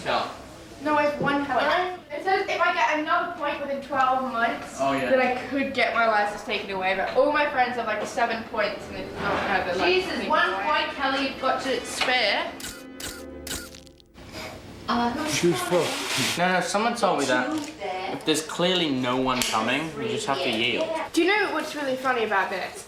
Is that knowing me, they were probably like, if I got another point, they'd make an example of me and like take my license away. You're the driver, aren't you, Kelly? Nah. No. I'm pretty shit, but I'm alright. Is she friends with Emma Watson? Shannon, see, you can train a dog to balance balls on his fucking head, but he can't open the door. And it can't fucking shit outside. You know the door was open, wide open yesterday, and the dog took a massive crap there. Was that last night? No, actually, No, it was at 4 o'clock in the afternoon. I picked Don't it tell up. her anything. I love with that Emma Watson story. It seemed as if she had a lead foot going, 90 in a school zone, and it turned out she was going 6 miles over the speed limit. I'm a boy and fucking on. No, you're not. You're the bestest husband and You're the father in the bestest world. husband. And we love you. I feel like I'm invisible again. Is that cartoon-ass voice? Hannah! Helly!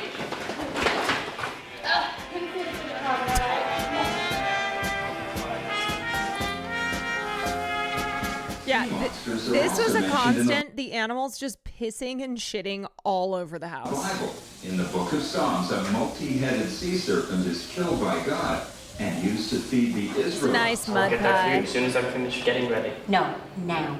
Because you said that to me the other day. Who let the Brigitte, dog out? thank you for the Jack, 5 months. shut Who up. let the dog? Shut up and clean it up now. Jack, I'm not laughing. Just clean it up now. You're doing the hoochie mama right I'll there. be more than the fucking hoochie mama.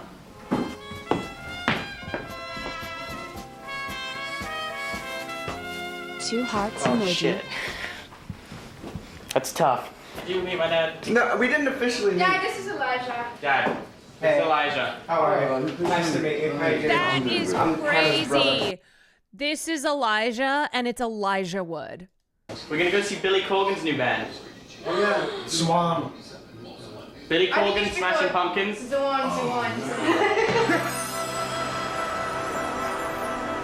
How's a dog that looks like that named Lola? That's what I Because want. it's such a cute name. Yeah. Some of it is a bit poppy, you know, like the Yeah, machine also, sound. this was Lord of the Rings era. This was not just Elijah Wood. This was motherfucking Frodo. This was motherfucking Frodo. Fellowship of the Ring came out in 2001. Two Towers came out in 2002. The show aired in 2002. Like, Elijah Wood was a massive star. I'm not hugely into. Mom, I thought they really sucked, by the way. What? Oh, you're prejudiced. What? Listen, Kelly. I'm not prejudiced. I just thought it was very boring. This was also 4 years after The Faculty came out, which if you've never seen The Faculty, a classic. It's very boring. It was like elevator background music. It was like, what? Oh, no, Jack, quick. Oh, my God. She just did that. Jack, pissed on my new couch. Jack, I can't take this anymore. Get rid of the dog. Oh, my Get God. rid of you. It doesn't smell that bad. Oh, you're over there, that's why. Come Is on it really here. bad? I don't You wanna get a go good there. whiff of it. Well, I All right, move. I'll help. Mine don't piss on sofas. Well, she's a puppy. Oh, fuck. She's a year old. It's fun. Join the fun. How old are the Osborne It's a kids? fun I think they're like activity. 16 and 17.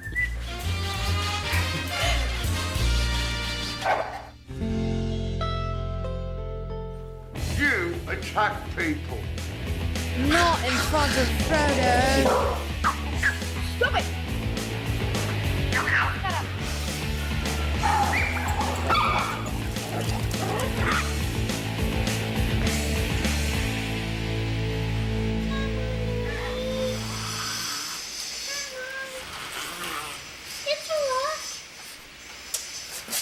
Oh my god.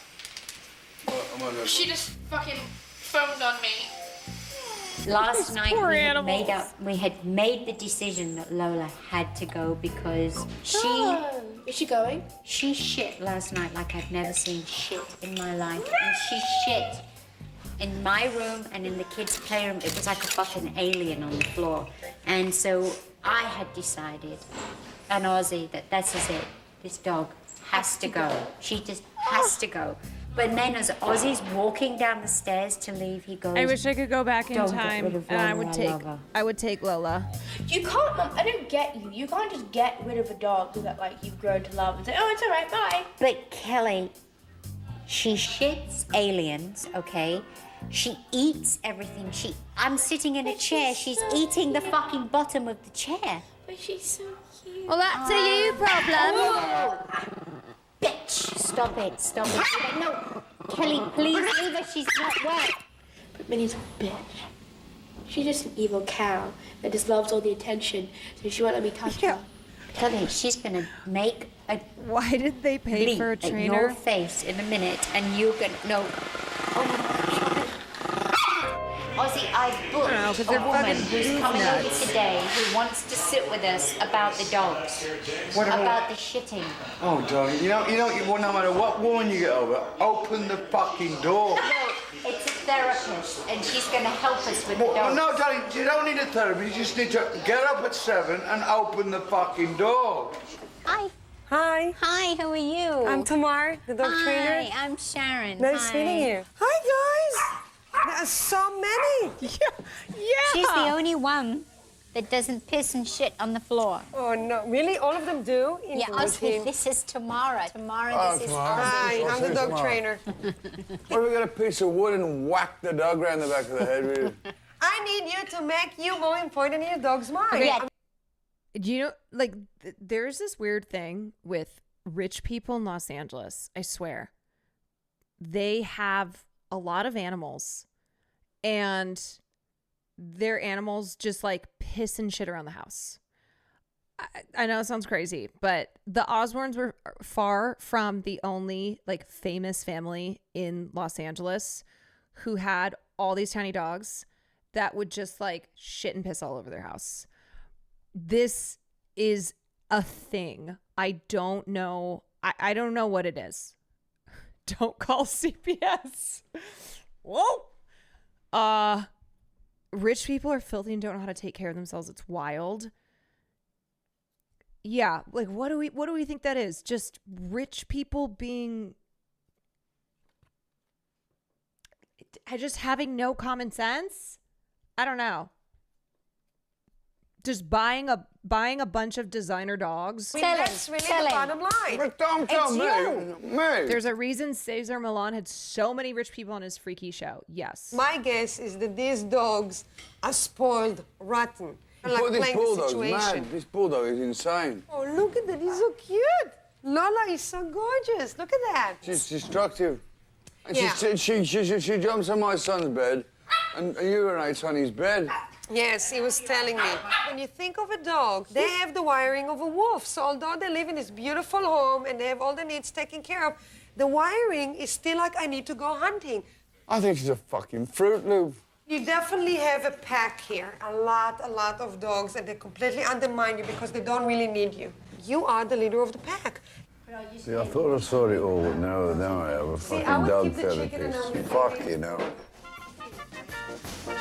Sit! Look at this brilliant dog. Yeah, I think that woman's probably You a are con, not a so con dumb, artist. But you know are what? Come here, you Get your shithead. bag. Come here, Lola! Sit! The commentary tracks for the DVDs for this show are pure Lola, chaos on a and scale so of 1 to obnoxious. 10, you were Sharon's 12. unbearable. You surprised your mom. Thank you so much, Tamara. What do you mean? A pleasure to see thank the you. best coming out of.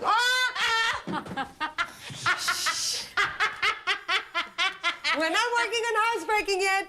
Lola, you're a shithead. No. And the other thing too is when animals smell urine and feces, they're gonna do more of it, right? They smell that stuff and go, "Oh, okay, I can piss and poop here." No, this is our fault because we really need. But again, we didn't start on the housebreaking. We'll start with that Okay. in a couple of days. See you tomorrow. Bye, guys. Bye. Thank you. That was a nice. I know. That was nice boy voyage for me. Lola, you fucking dummy. Oh, That looks great. Oh, see, you missed the classic. What? Shit. No, Tamara was leaving and she's going, you were so good, you were so great. She goes over there and pisses. Oh. Not Tamara, Lola. Why did you... See you tomorrow. Forceps? When Dad finds out about the cat, he's gonna go fucking ape. He's not going to find out about the cat. To do something that's quite Yeah. complicated. If you want to run a scam and make a lot of money, be in like LA, Beverly Hills, and pretend that you are an animal whisperer. With every passing year, more and more complicated. I also do something. Animals! I'm not bringing back an animal! Sharon! Sharon!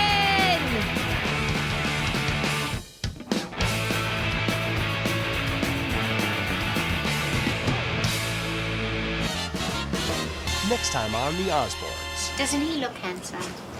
Dad, shut the fuck up. Jack's getting ready to go on a camping trip with his school. Oh, I'm in so much fucking trouble. They're gonna call mom and dad in. And everyone else is going to New York with Ozzy to do promotion. That was Conan. It's good to be the king. It's Kelly's birthday today. You tattoo. You break your mum's heart. Yeah, but you're not gonna say anything. Yeah, just be a pet psychic. So many opportunities. Kelly's got something to tell you. I got a tattoo. You are joking. It's not all that bad. He could. I thought she was going to show me a picture of a fucking eagle on an arse or something. You know. There are so many I'm an Animal Psychic VHS tapes ripped to YouTube, and they're all great for reactions. Each person is crazier than the last. Yeah, they're all just like quacks and scammers and animal whisperers, psychics, etc. There's just so much opportunity to grift there. Yeah, but what if I'm actually a pet psychic? What if it's actually me? Okay, everyone else is a fake except for me. Speaking of pets, how's BBW? Well, I think she's still in her terrarium, which is good because the moment that she's not there is the moment that I freak out. That's when I freak. All right, y'all. That's it for me for tonight. Sorry, we got 2 episodes. And I am gonna call it there because I am gonna go finish watching Mr. Robot. Yay! Anyway, I hope you enjoyed the stream. I hope y'all were entertained. You learned something. You had a place to hang out for 5 hours on this Tuesday evening. And what episode are you on? I'm on season 4, episode 12. So 12. I have 2 more episodes to go. I've been rewatching it too. It's great. It's so good. It's so freaking good. Thank you, Caroline. You're the best. No, you guys are the best. Y'all are the best. Okay, well, that's all I got for you. That's it. That's all. So I will see you tomorrow. Later, Holmes. And be well. Be well, everyone. Good night.